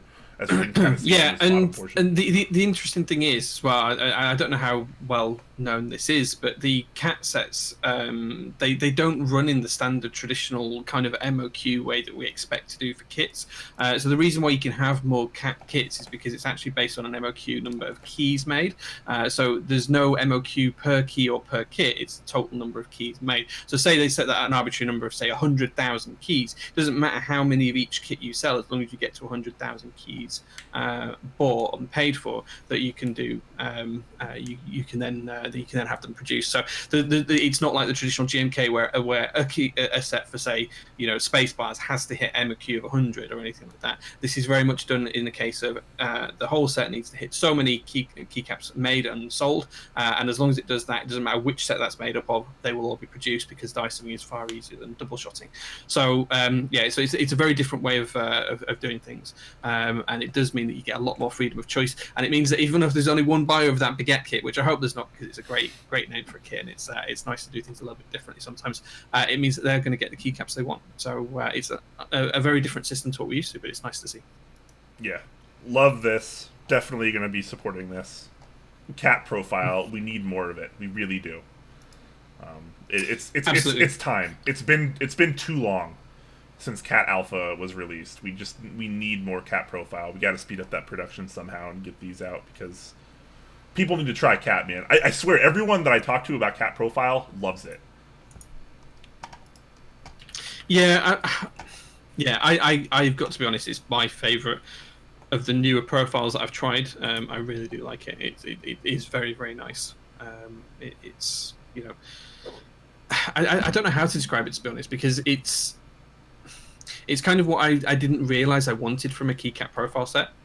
Is Cat, and until I tried it, I didn't realize it was what I wanted from a set until it was on a board and I was typing on it and you could feel it. I think that's how I describe it. It's one of those kind of unknown requirements. You don't know that you want it until you get it and try it. So yeah, I was really impressed with it when you let me your set, so much so that I'm definitely going to jump on this and buy a few different kits from this. Nice. Yeah. Also, just a quick touch on this, because this is kind of running alongside the set, is this custom RamaWorks M6C Milkshake edition. So you get this kind of this white version, the E-white finish, and it has a white enamel glow fill on it as well down here, which you can kind of see in this picture here, which is freaking awesome. So I'm a big fan of M6C. I have one right here as well. Very cool product. I like that a lot, and I like that they get so playful with it. And I think this milkshake version is quite nice. Yeah, I think it is. I think it's probably the nicer version of the M6C that I've seen. To be honest, I think it's really, really nice. So yeah, I think this set's going to do really, really well. I don't think it's going to have any problems hitting MOQ. And as we said, the MOQ is very different for the way this works. So it doesn't matter how many kits you've got, because it's not MOQ based on per kit. It's based on volume of keys sold overall. So it doesn't matter. Dixie saying, "Wow, separate kit for 70 bottom row." Doesn't matter if it is, because it's going to get made anyway. So it's a very interesting way of doing it. The other thing I'd like to say as well is, if you are in the EU, it's candy keys for the proxy this time. So if you are in the EU or elsewhere, you may want to pick those up. I'm not sure if there's I'm not sure if I've seen an Oceania or an Asian proxy for this one. I don't know if you've seen that anywhere, Brian. I'm not sure either. I should have looked before the show. It's probably Z Frontier for Asia. That tends to be how it works. I think Novel Keys tends to usually have that as a proxy. It is. You are right. I'm just on the Z Frontier website. It is, yes. So if you're in Asia, Z Frontier, that's where you can pick this one up. Yep. Cool. Very, very nice. Like that one a lot. All right. Moving out of the realm of group buys and over to some interest checks. We have an EnjoyPBT set in interest check right now. Kind of a nice, a brief breath of fresh air from all the GMK. So this is Hive, and this has kind of been converted over from GMK Yellow Jacket, which was an interest check that we covered a long time ago that kind of got shelved. And now... right when I first joined, I think. Yeah, it was right when I first joined, probably the first couple of weeks, yeah. Yeah, so now user OG Walker is kind of trying to revive the set in an EnjoyPBT fashion, giving it a little bit of a different name as well. And this is actually looking not too bad. It looks a lot better now than it did before, I'll be honest, and I really, really, really like this. So just to confirm now what we've got a new main kit. So this is dark grey keys with yellow legends and yellow accents. There's also an alternate main kit where the alphas retain the dark grey of the base colour, but then the legends are a lighter grey as well, which just gives it a more subtle look. And then there's also a monochrome kit where it's just white and dark grey keycap, so it's a white base colour with a grey legend as well. In addition, there's also numpad kits, icon kits, spacebar kits as well. In the base kit, you've got pretty much coverage for a lot of things. You've got everything apart from a numpad in there. So you've got standard TKL, 65% to 60%, HHKB, ISO layouts there, 7 new bottom rows if you want Sangan, that's there as well. A couple of different options for different keys and things like that as well. So pretty all-encompassing base kits. That's also carried out in the alternate main kit, which gives you the grey alphas, and then the monochrome kit is just the alphas and Astrolokeys that are in that lighter colour as well. So I think the kits work really well together, very complementary, and kind of give you the coverage that most boards will need. Very, very few things missing out of there, and of course you can get the numpad kit separately if you need to. Just on that, one thing to call out is if you do want a numpad kit, you are stuck with the one colorway, which is the main colorway. There's no numpad kit option as far as I've seen for the grey alphas or the monochrome version, so you do just get the one numpad colorway. Yeah, and this is EnjoyPBT. Do you notice anything different about this set, Jay, than a lot of other EnjoyPBT sets? Yeah, reverse dice up is going to be required. Yep. Reverse dice up. Finally, we're getting to see a little bit more of it. EnjoyPBT has had the capability to do reverse dice up for quite a while now, but not really anyone's taking advantage of it. So yeah, I'm glad to see someone actually going for that right now as well. I don't know if that changes what the price quote is going to be at all, but I would hope that this would be kind of on par with the other EnjoyPBT pricing. They do have kind of a reduced kit here, since they're taking out the numpad from the main kit. And if we can get this down to $80, maybe $90, could be pretty cool. Yeah, I think so. I don't think it'd be a problem. I think in terms of reverse dice up, I know I've seen some people querying around whether EPBT can do that. I think, yes, they can. I don't think that's going to be a problem at all. Without saying too much more on that, it's not going to be an issue. Yeah, I'm not sure how I feel about the alternate main kit though. I don't think it looks quite as good. So I like the alphas, but I don't think the alternate main kit alphas work well with the yellow mods. I think if the whole thing was kind of if the alphas and the mods had that grey legend and then they had the yellow accent keys, I think that might be a little bit nicer. I don't know if you'd agree with that. Yeah, I think if you just made all of the legends across the whole thing that light grey colour and then gave the accent yellow keys, I think that would look a little bit nicer. But I do really like the main kit for this. I think the main kit, the yellow, really, really works well. Yeah, definitely. Definitely looking forward to this one. If the price is right, I might check this one out as well. Oh, my dehumidifier is beeping. Sorry, guys. It'll stop in a second. All right. Can't get the staff today. Sorry, guys. I can't refresh pages. He can't turn off his beeping. Yeah, sorry guys, I apologize. I'm sorry, man. I'm the worst today. This has been a weird day for me. I'm being the worst today. I'm being the worst. I'm winding you up. Maybe we should just both be the worst today. It'll be fun. Fine. Yeah, we can be joint worst. We can be joint worst. Fantastic. All right, so we'll have to check this out again once it hits the actual group buy phase. But progress looking pretty steady and pretty good so far. Yeah, absolutely. I think.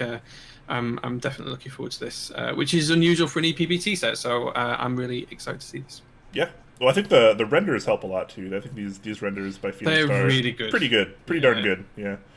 I like this Phoenix one. Star, she's doing really well lately, yeah. A lot of good work from her, yeah. Yep. Fantastic. All right, moving back over to the GMK space. I wanted to give you just like a 1 or 2 set break from GMK for a second, but and then we come back. Now we come right back into it, and we'll be here for a while, guys. Don't worry. So here we have Jay's all-time favorite set in interest check right now, GMK Handerbeit+dark Knight. So how do you wait? What? What? Huh? Huh? Huh? It's your favorite set, right? You're a Handerbeit guy, right? I bought the set. That doesn't mean to say it's my favorite. So you love it. It's your absolute favorite set, is what I'm hearing here. I think you need to clean your ears because that's not exactly what I'm saying. But no, you're right. It is GMK Handerbeit Dark Night. So this is the effectively reverse colorway version of Handerbeit. So effectively, you've got the dark keys with the same colors in the same positions that we saw on Handerbeit originally, but now they just make up the legends rather than actually the main color of the keycap. That's replicated across the whole of the kit. In terms of the kit, you've got standard base kit size here, so you've got full size TKL, 60%, 65% coverage, as well as UK ISO and Sangan bottom rows. HHKB can also be covered as well, which is pretty solid. It's very, very similar to the standardized Handerbeit kit as well. So yeah, what do you think? I am not really a big fan of Handerbeit, and I don't really like it here either. I do think that this kind of Knights version, quote unquote, does work a little bit better for me. It would be a set that I would use happily over the normal traditional Handerbeit, but still not really up my alley. And not I think that's fair. Yeah, not too much info or other renders going on in this thread either. We kind of just get this base set like, hey, this is effectively coming, and that's all we know. Yeah, and I think that's probably fair. I am a fan of bright colours being on black keycaps, so things like Tokyo Nights, Dark Scale, sets like that. I do like that kind of thing. I do feel that this just the position of all of the different colours, like on Handerbeit, it just feels a little bit messy for me on this one. It's probably lacking a little bit of structure, but I think this will probably be more popular, as you said, than the original key set. Yeah, definitely. So we'll need to see renders of it on a board, though. Yeah. That's what it's missing. Got to see some renders. So we'll check this out again once it comes to the actual group buy format, and we have some more information on it. All right, next up, something that we do have a lot more information on is the interest check for GMK Pretty in Pink, which is kind of what is basically an accent / add-on kit / mod extension kit, depending on who you ask, for Breast Cancer Awareness Month, which is next month, October, not this month. So, in the US, it is, yes. Yeah. So this is the accent kit for that. And fun fact about this is all profits through all the vendors will go straight to charity. So that's pretty cool. It's going straight to the Breast Cancer Research Foundation, and that's pretty awesome. And this is going to be available through multiple vendors. It's going to be available through Keys and Dixiemech.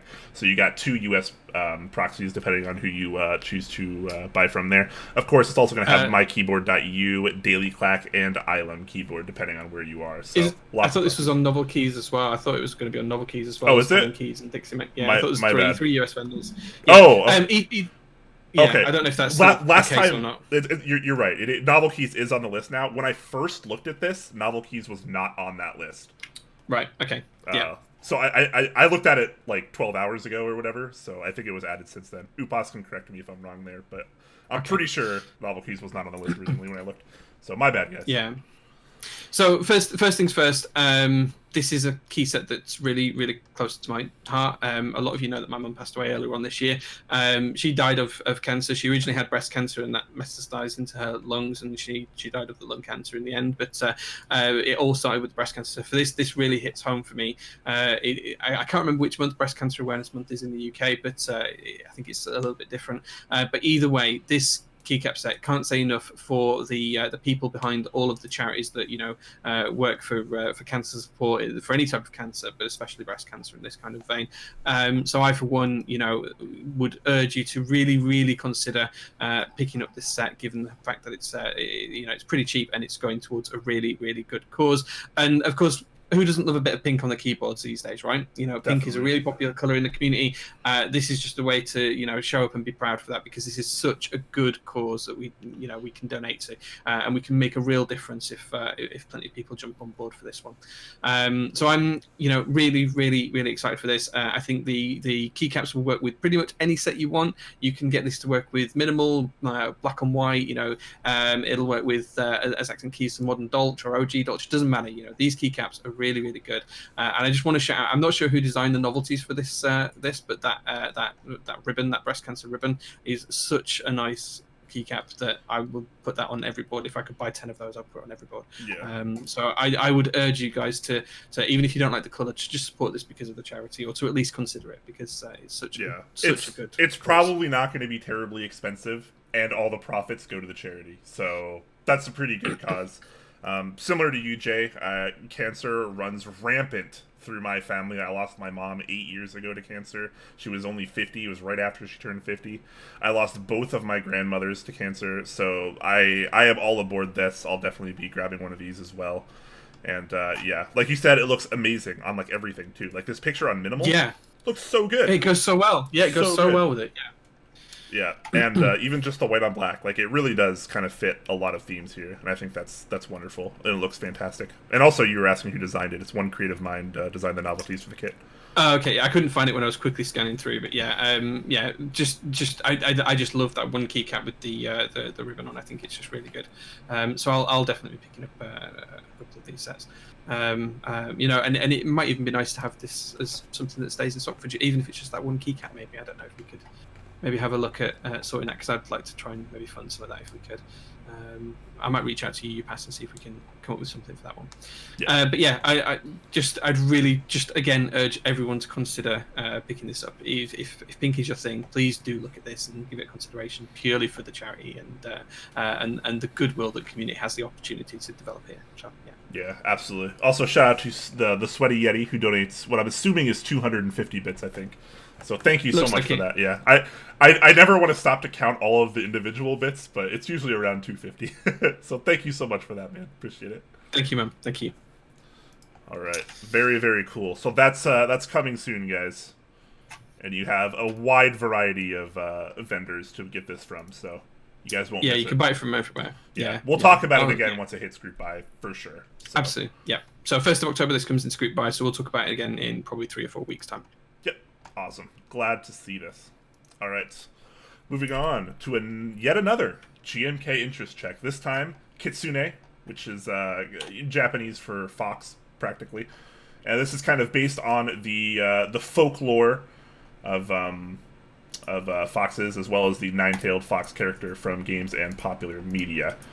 So this is kind of some inspirational photos he has going on here. And trying to find the set. Sorry, guys. There we go. So here's the first kind of render.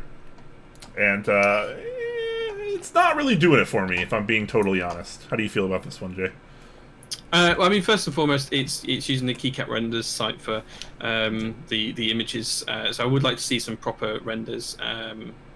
Don't know if these. I flicked through the ones that are here, but they all have that kind of metallic edge to them when it's done through Keycap renders, because it is just designed for quick and dirty. What does my idea of broad look like before it gets, people get proper renders? So I think we do need to see proper renders from this one. I feel like I'm going to sneeze, so if I do, I apologise.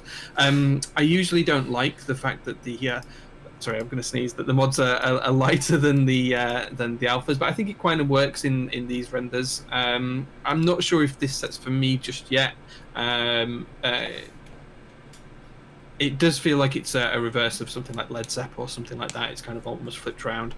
I want to see it on a board before I can make any decisions. Really, really good, solid render. Something like Undercover Brother produces or something like that would be really nice to see this in. Yeah. Not totally in love with it, but I would like to see some better renders as well. Like you mentioned, keycaprenders.com is kind of a quick and dirty solution. It doesn't get you perfect renders per se, but there are a lot of very nice people in the community that are doing really awesome renders these days, often for not very much money, and some of them even for free. So it's really easy to get renders done these days, now that there's so many people doing them. It would be nice to see some updated renders for this. There's people who do renders across all price ranges as well, depending on whether you want to spend a little bit and get something that looks, great, or whether you want to spend, top dollar and have something that will put, the whole set of scenes behind it and things like that. There's price ranges for everyone to be able to get this.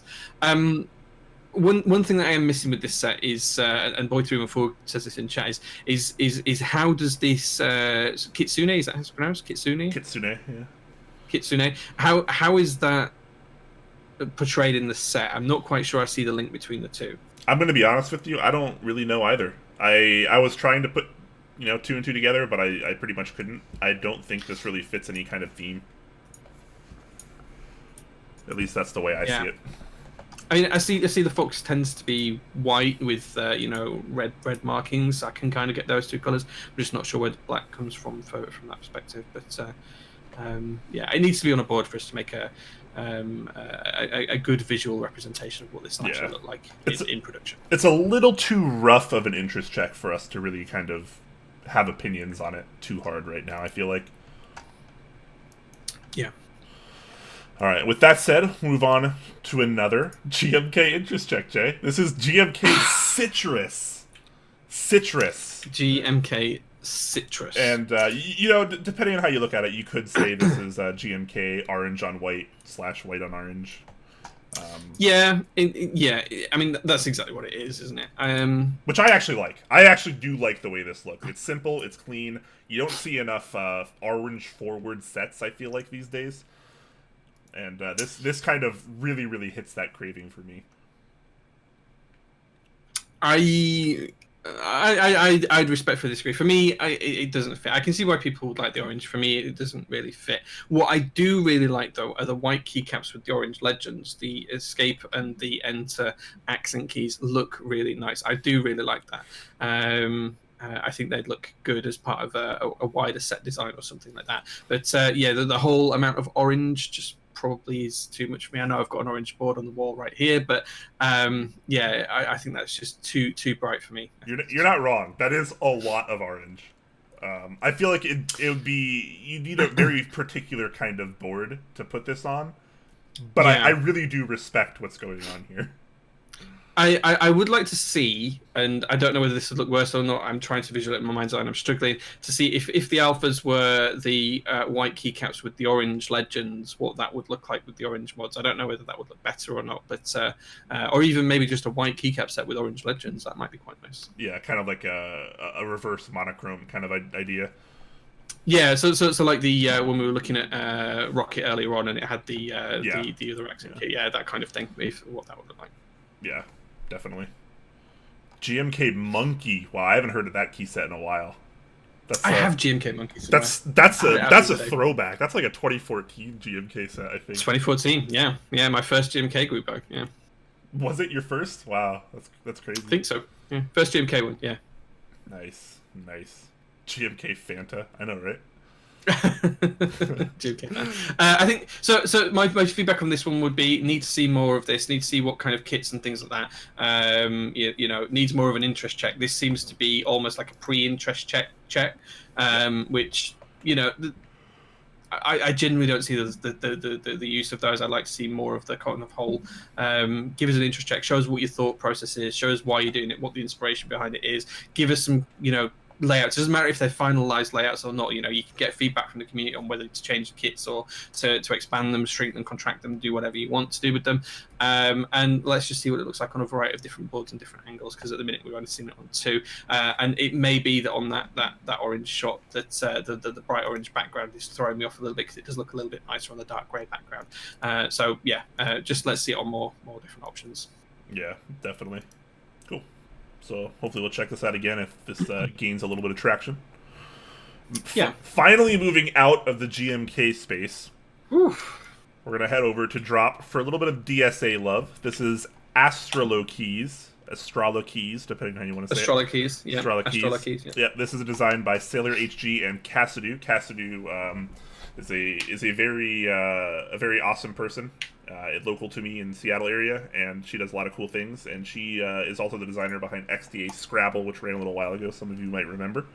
Oh, really? Okay, yeah, nice. Yeah, so this is kind of their newest project here, Astrolokeys, and this is kind of based on the constellation Zodiac, which is kind of cool.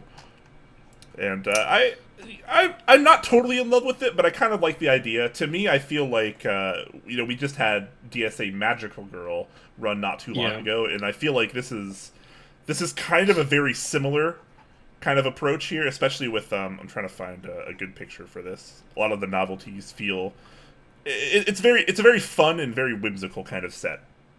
And that really kind of showcases Cassidy's personality as well. So I definitely respect and appreciate that. Yeah, I mean, I do see the parallels, and I know we talked about this one before the show as well. I do see the parallels to Magical Girl and other sets like Hannah and things like that. So I do feel like this may struggle being so soon after Magical Girl. That might have impacted the number of people who want a pastel set that kind of offers these kind of colorways and schemes. One thing I do like about this set is that I love that the Numbro is a different color. I really like that. As I mentioned on the Rocket interest check earlier on, I'd have liked to have had the red Numbro keys in there just to offset that. And I do like that on this set, but I'm not as much of a fan as the forced yellow keys in the base set. And just speaking of kits, there's a lot of different kits. The base Keycap set is just a standard 104 ANSI full size layout, so it's very very simplified. It gives you numpad, TKL support, and just the standard 6.25U bottom row. That's pretty much all you get. What you see is what you get on that perspective. But you can accompany that with different modified kits, so you can change the tech mod instead of icon mods, and the icon mods are something we'll come back to because they're not the traditional icons that you would usually see. They're very much enforced novelties throughout, so we'll come back and talk about those in a second. There's also non-standard text mods and icon mods as well, depending on what you're looking for. So if you've want to do a 70 bottom row, you can pick up kits for that. You can also pick up ortho kits and 40s text and icon kits, as well as Ergodox kits. There is a full-on UK ISO kit as well, which offers both the novelties and the non-novelties, as well as a mini spacebar and spacebar set of kits as well. What do you think about the forced novelties, Brian, on the base? Forced novelties, not really my thing, but I feel like this is kind of one of those situations where the designers just say, this is exactly how I want it done, and nobody can tell me otherwise. I feel like it's kind of one of those scenarios. They really want to try to force this particular theme, and they want you to get it regardless of whether you're just buying the base kit, as opposed to, like, you're buying base plus mods plus novelties or whatever. So they're really trying to drive this theme home, I feel like. And, we talked a little bit about this before the show as well, just you and I, about, like, the kind of audience that Drop reaches is often a little bit different from, the people that are like us, and maybe a lot of people that watch the show. A lot of the people that Drop sells these Keycap sets to are people that actually want this kind of base kit, that want all these colors, that want all these novelties, that just use the standard 104 layout. That's a huge percentage of Drop's audience. It really, really is. The reach they have is very different to what we expect, and we see in the rest of the community. Yeah, absolutely. So I think that's playing a little bit into this as well. And I know a few people in chat were commenting on the kind of kit breakdown here, and I think that's kind of why they want to cater to their 90% or their 95% audience, and exactly. This is probably not really going to struggle too hard. I feel like this will probably make MOQ pretty easily. So. I mean, if you bought a Mastrop control, this fits you immediately. It fits you out of the box. It gives you what you need. If you bought any of the other, TKL or full size Mastrop boards, it gives you what you need in that 104 key kit. You don't need anything else. It's all there. I am surprised Mastrop haven't capitalized on the alt and just put 65% compatibility in there, because it wouldn't be too many more keys to do that. It'd be quite an easy thing to do, and then they would just cover basically all of the boards that they sell, that they produce themselves, in one kit. Then they'd almost have a drop coverage kit, which would be I'm surprised I haven't picked up on that. It's interesting that you bring that up, because now that we're talking about it, this doesn't support their shift keyboard either. You'd think that they'd in the base kit try to support at least all, like, their flagship keyboard products that they constantly stock and sell. So kind of interesting to think about, but regardless, I think it's an okay set. I'm not in love with it, especially after the recent Magic Girl DSA group buy, which I preferred by a large margin. But it's a very fun and playful set. That's what I think about it. And I do like supporting people like Cassidy, because they're very, very nice. Sure. Yeah, I completely get that. Mountain Box calling me out for still calling Mastrop instead of Drop. Yeah, old habits die hard. I do it too. I still do it too. I'll struggle with it forever. But yeah, I think that the Drop probably do need to think about how they structure their base kits, because they did try this with Red Samurai, because they had like 3 or 4 different base kits of Red Samurai that weren't really base kits at all, that just offered coverage for their boards, but they could quite easily just offer one base kit that just has these keys and then 65% keys, and it covers all 3 boards, I think, at that point. So, you know, or do you need a 1 point? No, you'd have the 1.75 key as well. Yeah. So, yeah. But then it would cover all of the boards. So you know, for the sake of adding 6 more keys, you could cover 2 more keyboards, and that would be all of their flagship products covered by a key set. So I am really surprised Mastrop haven't done that analysis and picked up on that. But you have to remember, those, as Brian said and articulated really well earlier on, that this is actually designed to go out to their mass market that buy those boards from them, rather than necessarily the niche parts of the hobby, such as ourselves, where we, you know, have very different boards, very different layouts, and need much more compatibility within our base kits as well. Yeah, exactly. Thank you so much to the Sweaty Yeti for the extra 250 bits. Very, very nice. And 200 of those are the Subway bits, so we got an extra 20 bits on that just for free, which is very nice. Shout outs for those Subway bits for the September. Fantastic. And the scoops and salts as well. I like that. He did these scoops and salts. That was really cool.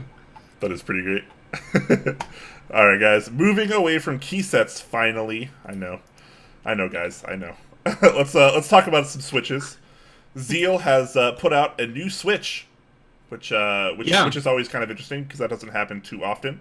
These are the Aqua Zilent switches, pre-order. So this is a silent tactile, kind of like the other Zilents he offers, but this one, A, is a different color, and B, has a redone bottom mold, which is kind of interesting. Yeah. So the idea here is it's supposed to be smoother, which could be pretty impressive, because I think the Zilents already are fairly smooth. You get a little bit of resistance, I guess you can call it, from the pads, just because they do kind of rub against the rails a little bit. You get those with Helios. You get them with every silent switch, basically.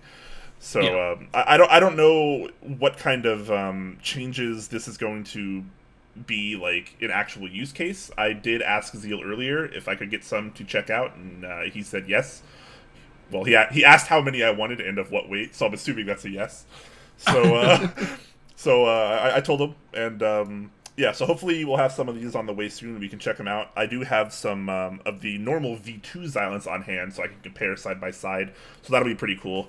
Regardless, I do like the way these look. I saw some people kind of complaining about the colors in Discord earlier, but I think this kind of like very light, transparent blue is actually really attractive, personally.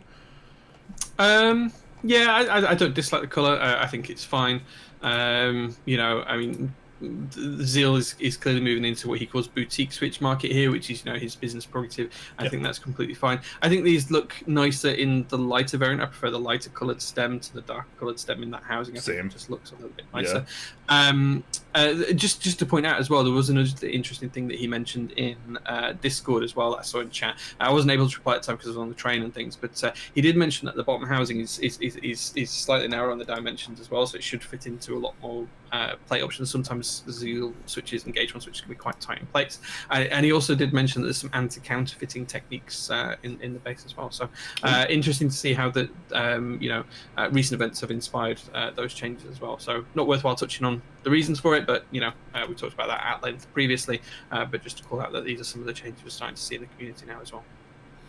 Yeah, definitely. So this is going to be available in 2 different options, and that will that'll affect color as well. So there's a lighter 62-gram option and a slightly heavier 67-gram option. So unlike his normal V2 Zilent lineup, you don't get the 4 weight options. You just get 2, which I'm presuming is the most popular 2 of his weights. I think 67 is by far what he sells the most of. 62 probably the second most, so that's probably why he does that. I want to call out a typo just a little bit. He actually has the same sentence twice. I didn't tell him yet because I totally forgot, but it's always fun to, you know, poke fun at Zeal when I get the chance. So yeah, shout out to him on that typo. Regardless, this is a pre-order that's open for about 3 weeks, I think. It closes, so it closes on the 18th, and it started yesterday. So yeah, about that's only 2 weeks. Wait a minute, is that another typo? From the 4th to the 18th is 14 days. That's 2 weeks, yeah. Zeal, we gotta have some words here. All right, so he says he says 3 weeks, but obviously, if this is to be believed, it's only going to be 2 weeks. So pre-order is there. So they're $10 for a pack of 10, which, you know, basic maths means $1 per switch, which is pretty much on par with everything else that Zeal sells. Yeah, and if you're in the UK, it's £9 for 10, so it's 90p per Switch, which is just over $1. It's slightly more expensive because I think that's about $1.03, something like that. So slightly more expensive here in the UK for these, but that's due to exchange rates and things like that, I would assume. But yeah, if you want to have a look at more Xylent Switches in different colorway, here they are. Yeah. I'm really interested in these because I remember I think you mentioned the Discord quite a while ago when before inks had taken off in popularity. Now that we see a lot of smoky transparent housings and a lot of maybe different colored transparent housings with the new Gateron ink lineup, a lot of people were asking Zeal why he didn't do it, and it was because with the particular blend of plastics that he uses for the housings, it just wouldn't allow him to do it and keep the same level of quality control. So this is kind of interesting to me. So it makes me believe that he might now have a different blend of plastics for the housings. So interesting. Yeah, pretty interesting. Shout out to an anonymous cheerer who donates 5 bits. Oh, that's so cute with the 5 bits. An anonymous cheerer, nice. Anonymous cheerer is like the role anonymous that cheerer. They have too. That is interesting. Yeah. So do they just go around cheering on channels? That's really cool. I don't know. That's pretty awesome. Can you imagine having that as a job, just to be employed by Twitch to go around? I assume by Twitch, but just to go around and cheer on different channels. That's really cool. Ah. That is very, very interesting. Very, very interesting. All right, so thank you for that. But yeah, Aqua Zilent switches in stock. Well, not in stock, but pre-order for about 2 weeks, if this is to be believed. I'll let them know about these typos. So hopefully we get. A member of Twitch staff, Dang Brown, is here as well. So we've got Twitch staff watching now. Oh saying, no, it's a living. There we go. It's a living. Oh, we're not breaking terms of service. Yeah. Fantastic. Brian, just shut all your windows down. Every time Twitch staff shows up in chat, I just like drenched in sweat. I'm like, don't do anything wrong. Yeah, always a pleasure. Behave. Always a pleasure to have Twitch staff in the chat. No, it's good. I'm joking, but yeah, it's good to see him. But yeah, I really like that anonymous cheerer thing. I've never seen that before. It's really nice. Yeah. Anyways, so yeah, Aqua Zilent switches, guys. Maybe you like the color, maybe you don't, but here's your chance to get them. So there you go. Cool. And speaking of switches, we've got another interest check for switches. We're going to jump over and take a look at these now. So these are for T1 tactile switches. This is by Vickery G, also known as OpticBoards.com, which is a UK-based company. And they're doing an interest check for a group buy for T1 switches. So we talked about these before. We know that the Koala switch, after we talked last week, is still going to run, which is a recolor of the T1. And Optic Boards are looking to do a group buy for these switches at a price of 50 cents per switch with a 25,000 MOQ. That being said, that when you do go through the group buy, it'll be charged in GBP because it's a UK-based company, but it will work out at 50 cents a switch, whatever the exchange rate is at the time. So what do you think to this, Brian, after the discussions we've had on the T1 switches before? I'm not gonna lie, I'm still not really sure how I feel about it. I mean, Durock has, obviously said some things. KBDfans have said some things. Things seem to be kind of simmering down a little bit, though, which is kind of nice. No one's really getting too angry about some things, but obviously some consumers may be still a little bit angry about the whole T1 situation. One thing I do like about this interest check a lot, though, is he does include the disclosure right here, the disclaimer. Yes. Which I think is awesome. He keeps it really, really open. He's like, hey, here is what's happened. Make your own informed decision. Yeah, go read up on it and make your choice. Around it. Yeah, absolutely. Drops mic, because then you could at that point it's like, okay, you either buy it or you don't, and then whatever, you just have your own opinion on it. That's fine. It is worth noting that T1s are in stock both on Prime KB and Alibaba. So if you're in the US, this pricing might not make a ton of sense to you. It might not save you a whole lot versus buying from those two aforementioned stores. But if you're in the UK or in the EU, this could be a lot better option for you. So. Yeah, it's significantly cheaper for the EU because we have customs fees and everything else to pay for, and this price is after customs fees. So for us in the UK, it's significantly cheaper. I think it works out around, well, if you can convert it to US, it's probably about 15 cents per Switch cheaper for us. Whereas I think from a US perspective, it's about 5 cents per Switch cheaper. So it'll be interesting to see how it goes. He does say you can get it slightly cheaper as well. If we get to 100,000 Switches, it will drop down to 45 cents per Switch.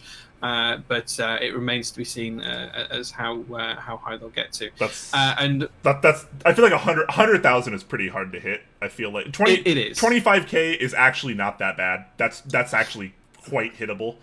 50K maybe, 100K that's a little tougher. But we'll see. Yeah, and the other side I'd just like to call out on this is that the ones that are available on Prime KB are the smoky variant of this Switch, which personally I preferred over the clear ones, but this is for the clear version of the Switch. So I know we've talked about both on the show before, we reviewed them both when I got samples 6 months ago, whatever it was, but this is for the clear Switches rather than the smoky ones. Yeah, so depending on your preference, there you go. Might affect it. All right, and that is actually going to wrap up our news doc for today. In just a couple moments, we're going to be getting into our Q&A section, so if you actually want to start asking questions for the Q&A segment now, that would be amazing. You can use the @TopClack tag, it helps us see them a lot better, so make sure to get those in. But let's talk about our sponsors for a second, shall we, Jay? Sure, yeah. Do you want to start, and then I'll pick up after? Yeah, absolutely. So, starting out, of course, we have the wonderful Zeal PC, aka Zeal Generation, which you can find over at zealpc.net, who has lots of different Switches to choose from, as usual. That's kind of his namesake product here, and he has pretty much anything you'd want, whether you want linears or tactiles, silent linears, silent tactiles, or, like we talked about just a few minutes ago, the Aqua Zilent Switches, which are, only in for about 2 weeks. So make sure to check those out if that's your thing, and if you are considering maybe buying some of those new Aqua Zilents, consider using our affiliate link, which is zealpc.net/topclack. It helps us out so much more than you might think. So if you are considering ordering some of those Aqua Zilents, please consider helping us out. Doesn't cost anything extra, of course, but it does greatly benefit the top clacks. Of course, yeah. And speaking of top clacks, moving on, we're now going to jump over to Novelkeys, Mike's wonderful store. A few things I want to shout out here. There's currently the Cat Milkshake group buy ongoing. We covered that earlier on in the show today, as well as the M6C Milkshake edition. Lots of opportunities to buy a really good Cat Keycap set and try a new sculpt out there if you haven't tried it before. Mike's also got GMK Eclipse extras up on the store, as well as GMK White and Black Hiragana group buys still ongoing. So if you want to take a look at that, please do. I think GMK Eclipse looks better than I was expected to be honest, so I might be tempted with one of those myself. Just moving away from Keycap sets, Mike's also got a range of other things as well. So if Switch is your thing, he's just now got some TTC Gold V2s in. Brian, I know when I was over in Seattle, you showed me some samples of those Switches as well, which are quite interesting. Yeah, I'm gonna have a write-up on these in the next couple days on the website.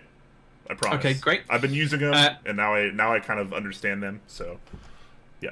Good. Okay. Mike's also got the Novelkeys springs now in stock, so there's multiple variations of weights on springs if you want to look at them, as well as a range of lubricants if you need to apply any lube to your keyboard accoutrements. So please do feel free to go and check out those. And finally, just a big shout out for Gator Ron. He's always looking for new adopters to pick him up, and he's really awesome. And he sits on my desk, so please do consider a Gator Ron as well. Fantastic. What about the promo code, Jay? Isn't there one of those?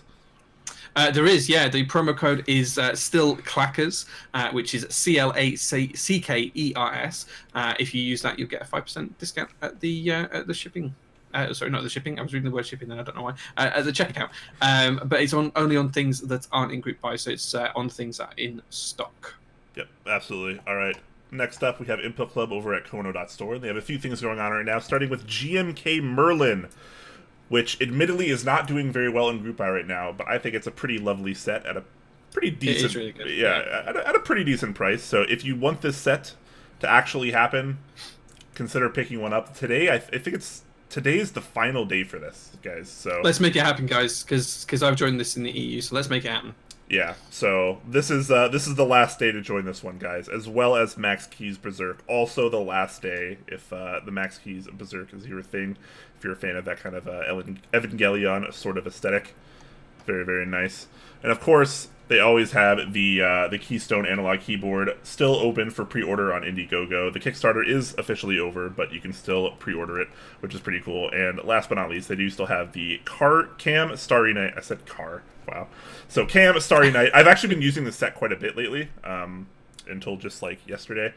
So I was trying to gather some opinions, some information on this set. I'm gonna do a quick write up on this for the website very, very soon as well, before this group buy closes, so that way maybe that can inform your decision a little bit.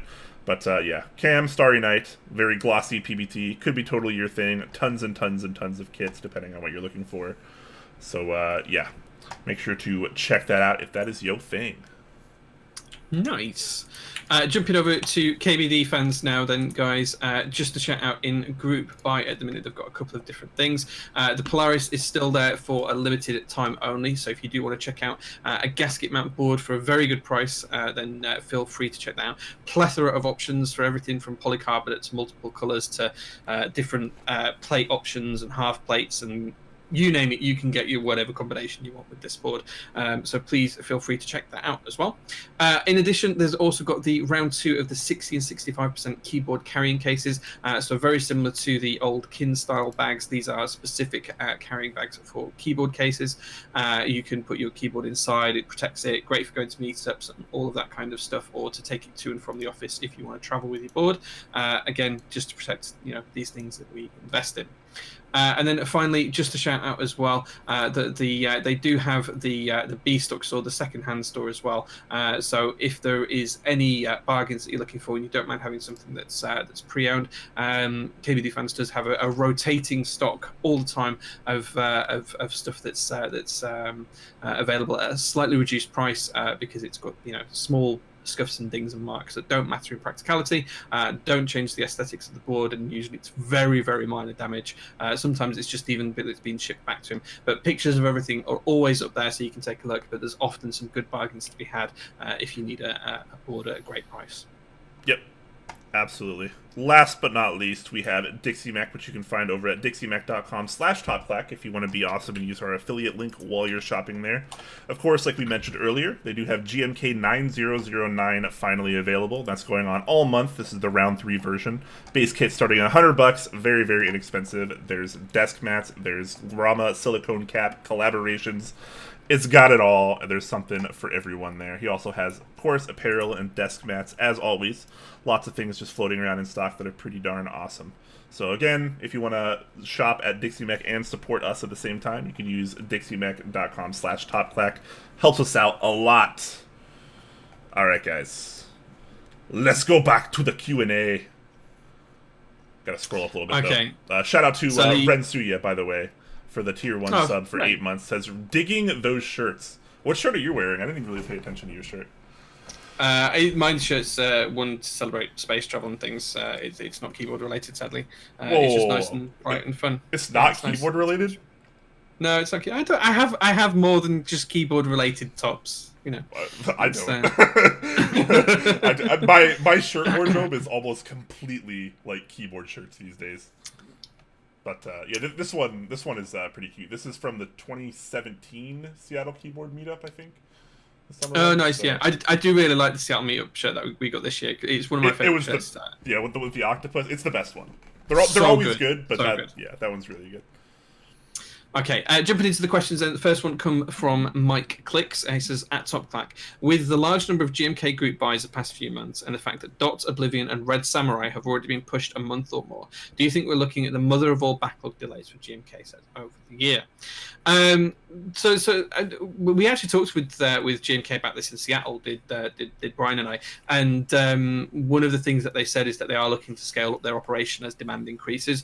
So they're going to be purchasing more machines to accommodate the demand demand that they see in influx. So whilst we might see a small series of delays, I think they will very quickly scale up and fix that. One of the other things I want to do is try and get out to GMK in Germany. As it's not too far from me. It's only about 1,000 miles. It's quite easy to get there, and maybe do a bit of a visit and a factory site visit and get some content for you guys as well from doing that as well. So we'll have a look at that. But I don't think we'll see major delays. I don't think we're ever going to hit the Signature Plastics 2017 SA drought where it was 19 months or something was the backlog for some of the sets that were running, which was just horrific at the time.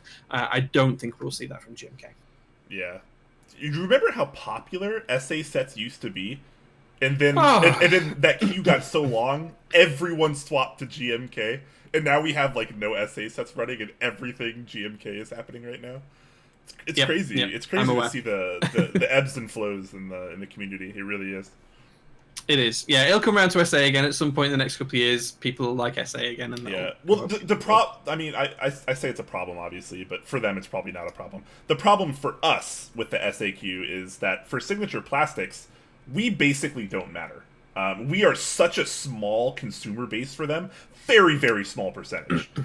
They're never going to scale up machinery just for our community because that's not going to be cost effective for them.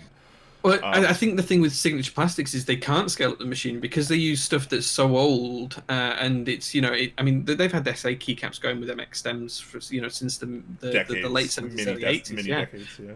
So I mean their hardware that they use, the physical tooling that they use, they probably couldn't easily get more and scale that up. I mean, they had some of the parts at Seattle that were chunky and huge, and the molds are crazy, and they do 2 keycaps at a time, and it's a long drawn out process for them to produce keycaps, and I think they would have to really re-engineer their whole operating model to be able to increase capacity to be able to deliver more keycaps. GMK, on the other hand, they've got molds, but they've got new machinery that allows them to use those molds in more creative ways, and they've remolded things over the years, and they've kind of kept up with that demand, and they also have a lot more retail customers. I'm not sure. Well, they have more consumer sets that they produce from a GMK perspective out there. I think Philco is the only one that uses SA on a regular basis, as far as I'm aware. There'll probably be others that I don't know about, but GMK has a lot of big customers that purchase, not the keycaps in the volumes that we do, where we buy 250 to 1,000 sets, but equivalent of 10,000 sets, 15,000 sets for use on consumer grade boards and things like that. So I think that GMK can scale faster than Signature Plastics, but a lot easier as well. Yeah, I think GMK will be able to handle pretty much anything that our community can throw at them, and the timeline won't really get out of hand like it did for Signature Plastics. Yeah, Andy did give us a figure when we were in Seattle. He said that at its peak so far, that the GMK group buys have been around 5% of GMK's actual keycap demand. So even if we've doubled and tripled that now, we're probably still only 10%, which is 1/10 of the business is not a huge volume. So the fact that they do help us out so much and are willing to spend time with us is really great to see. So I'm glad that they are wanting to spend the money on that. Yep. Gonda with the next question, asking. Wait, right? Am I right? Yeah, I was just going to say that some people have mentioned that Merlin has hit MOQ for base as well in there. They didn't tag us, but they were talking about that. So yeah, so Merlin has hit MOQ for base. Nice. It's in. Awesome. Really glad for that. Yeah. So yes. So sorry, Gondola had a question. You said. Gondola Drum is asking, with the seemingly overflow of GMK keycaps, do you think high-profile keycaps like SA/MT3 will have more options? I'm gonna be totally honest. I feel like these high-profile keycaps are kind of a dying breed right now in our community. I do think that MT3 does enjoy some popularity. Obviously, some people will always enjoy SA, but I think Cherry Profile is just such a strong force in our community right now. And I guess with things like Cat becoming more popular, it's hard to argue whether Cat's a high-profile set or not, depending on how you look at it and who you ask. Probably, I don't think it's a high-profile keycap set personally, but I don't think SA and MT3 will come back in popularity, just because MT3 will always kind of be there and it'll be fine. SA, same. But I think Cherry Profile is just too dominant right now, and like we had mentioned before with GMK, being able to handle larger workloads that we throw at them, I don't see this slowing down anytime soon. Yeah, I'd agree that GMK won't slow down anytime soon. I think, it's most people's preferred profile across the community. I think it's absolutely spot on that. What I do think we will probably see more of is more competing formats. So we've seen over the past couple of years, we've seen new ones such as eDrug, and now we're seeing, Cat and Cam. Upcoming, we've got the HSA, the half SA keycaps that I had a preview of a couple of weeks ago, and news on that, guys. And I'm not sure I'm allowed to say this, but full keycap set soon, which is really exciting. But I think if SA is going to succeed in the future, it's going to be the half SA variants, because there's a couple of different people working on things similar to that. The Novel Pro keycap profile is very similar as well in some ways, in some respects. So I think that the older style keycaps from that kind of generation that were a lot taller and a lot spherical rather than cylindrical, I think we will see come back in some ways, but they will be very much modified. I think Novel Pro and HSA half SA are going to be probably the forefront runners of that, and we will see more of that kind of development go forward as well. So excited to see how that comes. But more competition is only a good thing. Seeing more and more different profiles is only a good thing.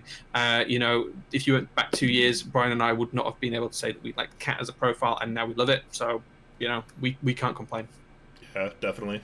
Continuing on with this kind of theme, Boy314 is asking, Brian, you say variety is your end game. You're right, I do say that.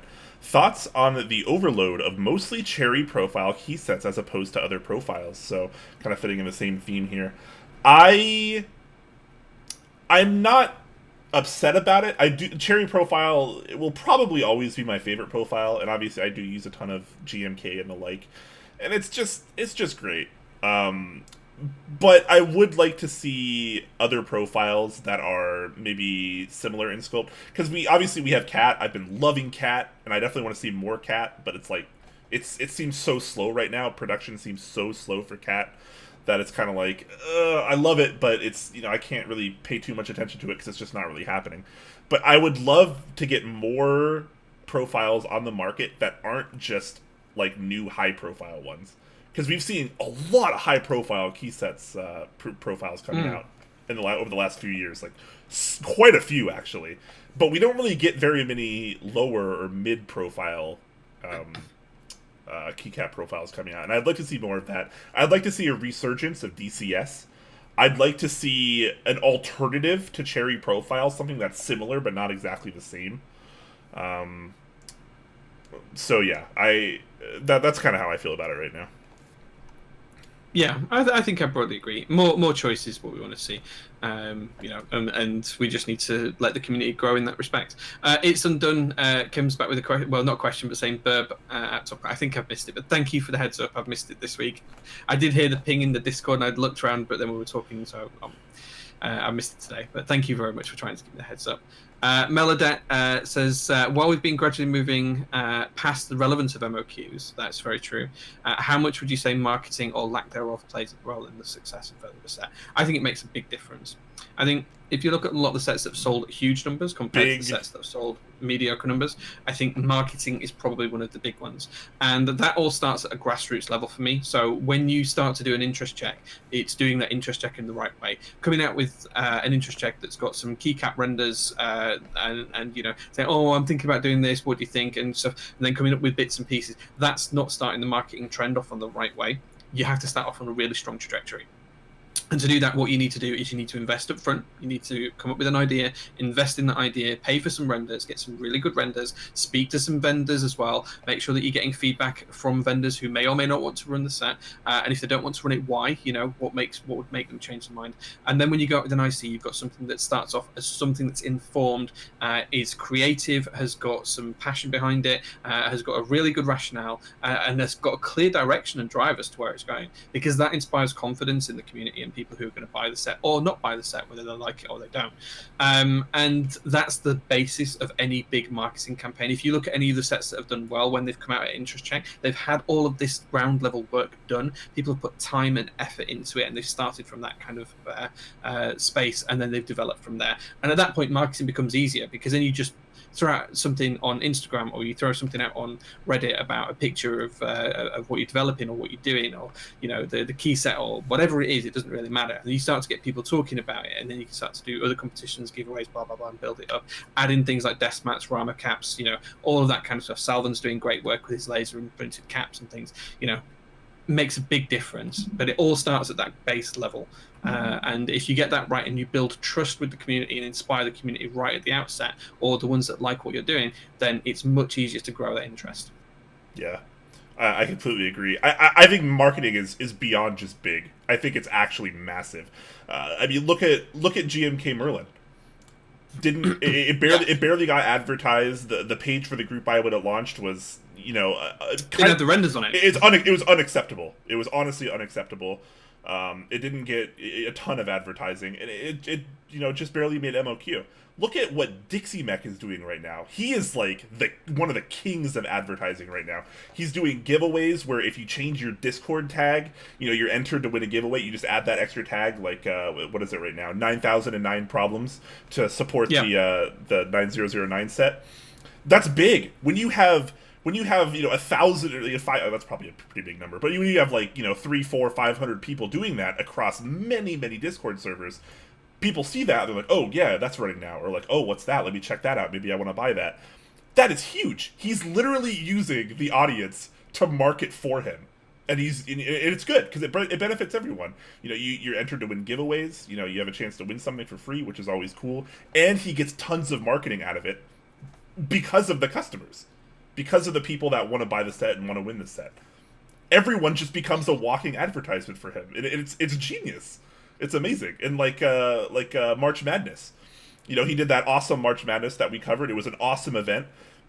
You had to follow him on Instagram to actually participate in that. So he got a ton of Instagram followers because of that. Bam. Easy marketing now. It's the little things that you can do that can make such a big impact. I think the other side of this as well, though, and I'd say that this is true of Dixie, Mike, and a lot of the other top vendors as well. It's picking the right projects. They don't just take any keycap set and put it on the store. They don't just take any interest check and say, we'll run this for you. They're really selective about what they will and won't take into a group buy, and they do that based off not just whether they like the set or not. I'm sure that Dixie and Mike and other vendors have run sets that they personally don't like, but they can see the mass appeal from the market's perspective. And this is why I said before that as part of your marketing campaign, or whatever you want to call it, it's really, really important that you kind of think about that up front, and getting some vendor feedback is the easiest way to do that. These guys are the experts. They're used to marketing this stuff. They're used to selling this stuff.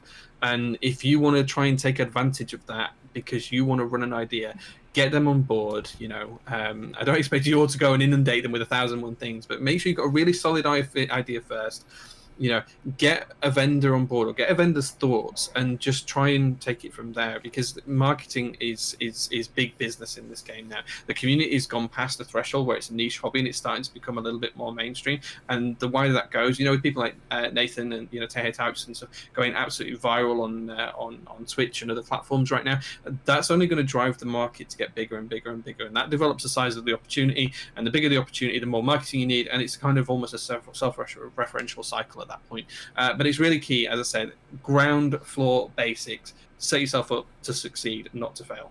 Yeah, and it's also kind of worth putting out just kind of what you just touched on with things going viral right now and the way our community is moving forward. Like a lot of people I feel like see this as kind of like, this is like the pinnacle of our community. This is like this is just going to get bigger and bigger, and it probably is. But you got to realize, like, this is only the beginning. Like, this community is only just starting. Yeah, it might have been around for 11, 12, 13 years or whatever. There's a lot of veterans in the community, like Hata, who can attest to that. But, like, the community is only really just getting started in terms of, businesses, in terms of content creation, like the stuff that we do, like what Nathan Kim does. We're driving forward at a really, really quick pace. And now we have so many people that are able to make, full-time professions out of this. Nathan Kim, he's a Twitch streamer, a YouTube content creator, just like puts out content. He's a great guy, and now he's going full time just doing that. It's incredible that the community can actually support something like that now. We have Novelkeys, who's been full time for a little while now. Dixiemech, who just went full time pretty recently. Krellbit of SwitchMod.net it just announced recently that he's going full time. We're having a lot of full time vendors now. It's becoming a very business centered and content created and centered community. It's crazy what has been achieved already and what just keeps being achieved the farther we get in this community. Like we're still at ground level, and this is getting pretty incredible. It is. Completely agree.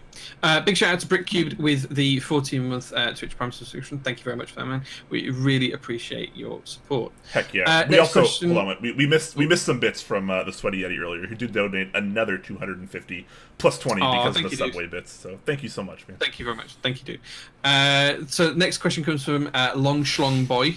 Interesting username. It said, what's the difference between a polycarb versus an FR4 plate sound and feel wise? So from a feel perspective, polycarbonate at 1.5 millimeters is a lot softer and more flexible than FR4 will be in the same thickness. So you're going to get more flexible feel of it. At 5 millimeters, it starts to become a little bit, less important. But at a standard plate thickness, it's going to be a lot softer on the polycarbonate and a lot more flexible than the FR4. Both of them are non-metal plates, so you will have a very, very much less ping in terms of the sound profile. Polycarbonate is probably a little bit more of a flatter note, and FR4 is probably a little bit more of a high-pitched note, just because of the difference in the thickness and the density of the materials. FR4 is a little bit more high-pitched. Anything else you want to add to that, Brian? No, that's pretty accurate. I tend to like polycarbonate quite a bit. I feel like it's a nice kind of pop, like a deep pop. Whereas FR4 is maybe a little bit more reflective, not quite as much as something like metal. Obviously, like any kind of non-metal plates do a better job of absorbing the sound as opposed to reflecting it back at you. So yeah, you don't get a lot of that ping and stuff like that. Polycarb's my preference. I do like FR4 though, but yeah, I think I'd agree, and I'm moving away from metal plates almost entirely. So Long Schlong Boy, two others that you may want to consider are POM and carbon fiber. They probably sit in, well, POM's a little bit softer than polycarbonate, and CF is broadly similar to FR4, but they have very different characteristics. So there might be two others you might want to look into as well. Next question comes from Rud Beard. It says, what kind of keyboard, as a product of the combination of switches, layout, price point, case, do you think would be a more accessible or mainstream-friendly board for getting people into keybs? Do you want to field this one first? What kind of keyboard do you think would be a more accessible or mainstream-friendly board for getting people into keybs? That's kind of tough. I mean, are you talking about just mechanical keyboards in general, or are we talking about the custom keyboard market? Because there's a lot of great entry level, keyboards, both OEM and custom. I feel like. And we probably don't touch on the OEM ones often enough, to be honest. I think that's something that we do often gloss over. For me, I think something that's got a good linear switch in a standardized format, layout-wise. People are always familiar with a TKL. 60% sometimes puts people off a little bit. A lot of people who aren't into the hobby tend to like to have arrow keys. So I would say something like a 65, 75 or a TKL is probably a bit more comfortable for people coming into the hobby as a first board. Probably something hot swap so they can change switches. And price point, they're going to want it relatively cheap. So you're probably talking $150 or less, I guess. Yeah, because pretty much anything after that, people are like, what? For a keyboard? Are you kidding me? It costs that much? Yeah, I mean, KBDfans has a lot of pretty good options at relatively low prices. It can be hard to get that's like sub $100 cost, because obviously even at like a custom level KBDfans, you get your $80 tofu case, you get a $20 plate, you get a $30 PCB, you're at $130 already, and then you spend another $20 on switches, then you still don't have caps and a cable. And obviously, with a lot of people that are outside the community, when they see it, they don't understand that a kit doesn't necessarily have everything that you need. Whereas when you buy an OEM keyboard, like, you're probably going to get a cable. It's going to come with keycaps. It's going to be ready to plug and play. Whereas the custom world doesn't quite work that easily. It does tend to be a little bit more expensive. But there's obviously a lot of cheap boards too. There's the GMMK or whatever I think it's called. It's like $40 or $50. It's pretty good for the money. It is pretty good for the money. I mean, it's obviously not an amazing keyboard, but it has the hot swap sockets. It comes with keycaps. It comes with a cable. If you consider it's $40, it's a great keyboard for the money. Yeah, I think you do a disservice saying it's not a good, it's not a great keyboard. I think for the price, for all things are considered, it's a really, really strong buy for someone just joining into the, just coming into the community. Yeah, if you want something maybe a little bit nicer, over on Kono, there's the Hex Gears collection. They have stuff starting at around really good. $70 or $80. You get things like RGB, USB-C, stuff like that. So there's definitely a lot of options out there, whether you want OEM or custom. I think knowing the budget is the really, really big part. Agree. And I think once that budget starts to get to $150, $200, for me, that's where you start to need to look at the much more custom boards. So that's where you need to start looking at KBDfans and places like that, rather than KP Republic, maybe, rather than just looking at the OEM boards. I think once you get to that $150, maybe $200 price point, I think you're right at the very top end of the OEM boards, in my opinion. You ain't going to get much more bang for your buck until you start going into the custom world. So that's probably the flip over point. And of course, anyone that you get into the community within 6 months is going to be looking to buy an Alice at $2,000 anyway, so they're going to get hold of it pretty quickly, and they're going to understand the hobby quite smart. So just once you get them in the door, it's all right. They'll soon stop thinking you're weird for spending $500 on a keyboard. Yeah, definitely. All right. Okay, what's up next? 10 Strong asking, we talked about everything hitting MOQ nowadays, but this past month we've seen. Oh, sorry, chat's moving. My bad. I gotta scroll up. But this past month, we've seen 2 sets struggle to hit MOQ. Froyo being bought out by vendor for only base to hit. GMK Merlin only recently hitting. Do you think we are starting to see the ceiling for the amount of monthly sets? These aren't particularly weak sets, but I feel like we might be approaching what anyone can budget towards within the span of 30 days. Yeah, that's a good point. But I feel like it's less of that. And like I mentioned before on one of the last questions, GMK Merlin, I mean, the group buy page was just a mess at launch. I feel like it didn't really get advertised properly. It could have gone better. I feel like that 100% agree. That could have been a 500 set sold GMK set, in my opinion. That could have easily cracked 500, no problem, under the right circumstances. I don't necessarily think that the money constraint being an issue, I don't think that's really what's going on at all. I think that people can and are affording multiple GMK sets every single month. Yeah, and I think that there's a vast underlying part of the community that we don't see, that don't interact in the Discords and just browse on RMK and they just browse the stores that buy stuff that we aren't really aware of, and it's kind of the it's like an iceberg. You see the top 10%, and that's the people that we see every day and the names we recognize and know and love, and then you've got the whole 90% of the community propping that up underneath. So I don't think the money is the issue. I think this actually comes back to what Brian was saying and what we talked about as one of the other questions before. It's all down to the marketing, and as Brian did say, Merlin struggled because the renders weren't up for half of the key set when it went live, and it was like that for a number of days. It wasn't like that for just a couple of hours. It was like that for days. And I know Merlin was pushing Kono to fix it and everything else, but that's where my point. It highlights my point from earlier on. That's where the marketing comes in really strong. In terms of Froyo, I think it's a slight bit different. I think Froyo had a very unique way of doing the kits that we saw before, as well as a lot of custom molds for all of the text-based novelties for all of the sides of it. I think that's probably going to be a bit more polarizing in the community as to whether people like it or they don't. And I suspect that's it's also being run on an unknown vendor. And I'll be honest, the marketing there, whilst I really like the key set, I think the marketing wasn't as strong as it has been for the places. So I think it all comes back down to this whole marketing thing that we talked about before and how important that is. You know, you've got to get publicity. You've got to be driving that kind of key set. You've got to be driving, people engagement with the community. And if that's not all over Instagram and, Reddit and wherever else, you're going to struggle to get people to be engaged and to buy. And if you're not putting renders up of the set, that's just shooting yourselves in the foot in these days. Yeah. If you play your cards right, and if you get that marketing right from the ground level and up, I don't think that anything is going to struggle to hit MOQ going forward. And I suspect, and I'd almost be guessing at this, but I think we'll get to a point within a year where we don't even consider MOQ anymore. We don't even talk about it, and it won't be even a factor for anything other than child kits. For base kits, we won't even consider it. And this time of year from now, when Brian and I are talking on the show, It won't be that we talk about, oh, will this hit 150 MOQ, or this key set's got custom colors, it's now 250 MOQ. We won't even discuss that because we'll just make an assumption that everything will hit MOQ. Yeah.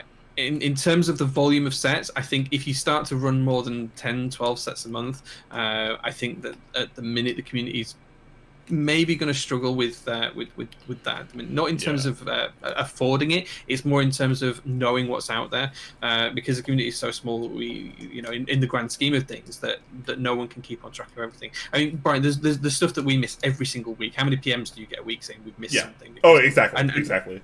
It's also it's worth noting also that just because 10 or 14 sets or whatever are running in a month doesn't mean everyone's buying all of those. Obviously, there are very few people that like every single one of those sets enough to buy. So a lot of these people are only buying 1, 2, maybe 3 sets because they're buying what they like. So I think it's less about being so many sets being a money constraint for our community, and more so everyone now having the options to whether instead of just buying 1 GMK set a month that they like, they can buy 2 GMK sets a month they like, or 3, which is still pretty palatable for a lot of people in the hobby.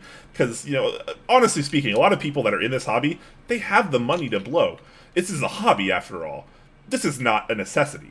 So people can afford it a lot of the times. So I don't think it's really a problem. I think we can pretty easily sustain 10 to 15 sets a month, and it won't be that much of an issue. But I do think marketing plays a big role. Vendors play a big role. Like Jay mentioned, and I mentioned this on an episode recently too. The vendor for Froyo, Royal. Is it Kingly Keys? I think that's his site. Kingly Keys. The Royal, awesome guy, is doing awesome stuff, and I do like the GMK Froyo set. But like Jay mentioned, it's a new vendor. And you're not going to have the same reach coming right out of the gate swinging like that as something like Novelkeys or Dixiemech, who have kind of been around for years and have very much established themselves and done very good work. Nothing against Kingly Keys and Royal, he could be up there as well, but it's timing. He's a brand new vendor. Novelkeys isn't. There's going to be a huge, vast different number of sales between those two, even if they're selling the same thing.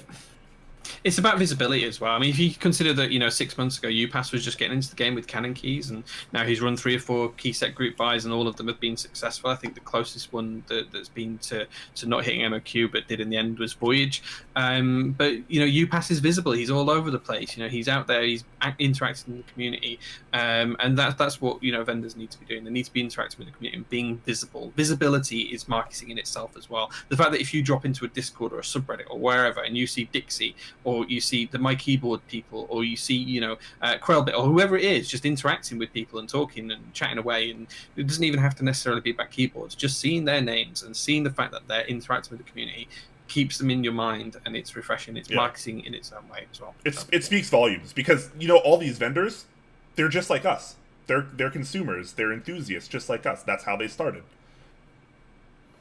So definitely something to keep in mind.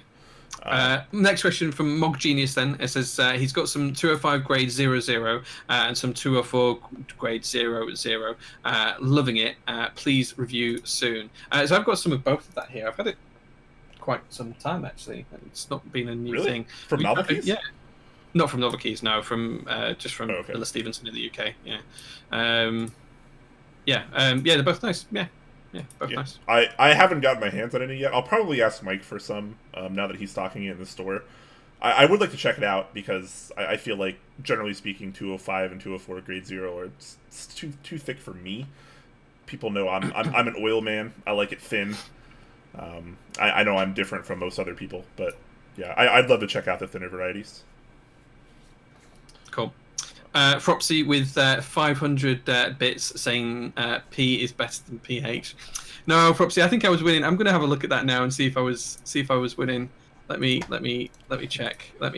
Yeah, 17-6. Sorry, you lose. Sorry, it's a private conversation between me and Fropsy, but sorry, I won. Are you keeping secrets from us, Jay? Yeah, it's not my secret to tell, so I'm not going to talk about it. But there was a bit of a discussion about the name of something, and well, the public spoke, and I won the little bet that we had. Okay, lots of chat on the marketing stuff. Lots of chat there on the marketing stuff, but I can't see any other questions. No, we are caught up on questions actually. Excellent. What do you say we don't make this a 3-hour show, Jay, for the first time in a while? For the first time in a while. Well, do you know what? Actually, ironically, today I was hoping it would be because I need to go to the post office and it shuts at 9 a.m. So I was hoping that I could stay up until it opens at like the collections department until it opens at 6:30 a.m.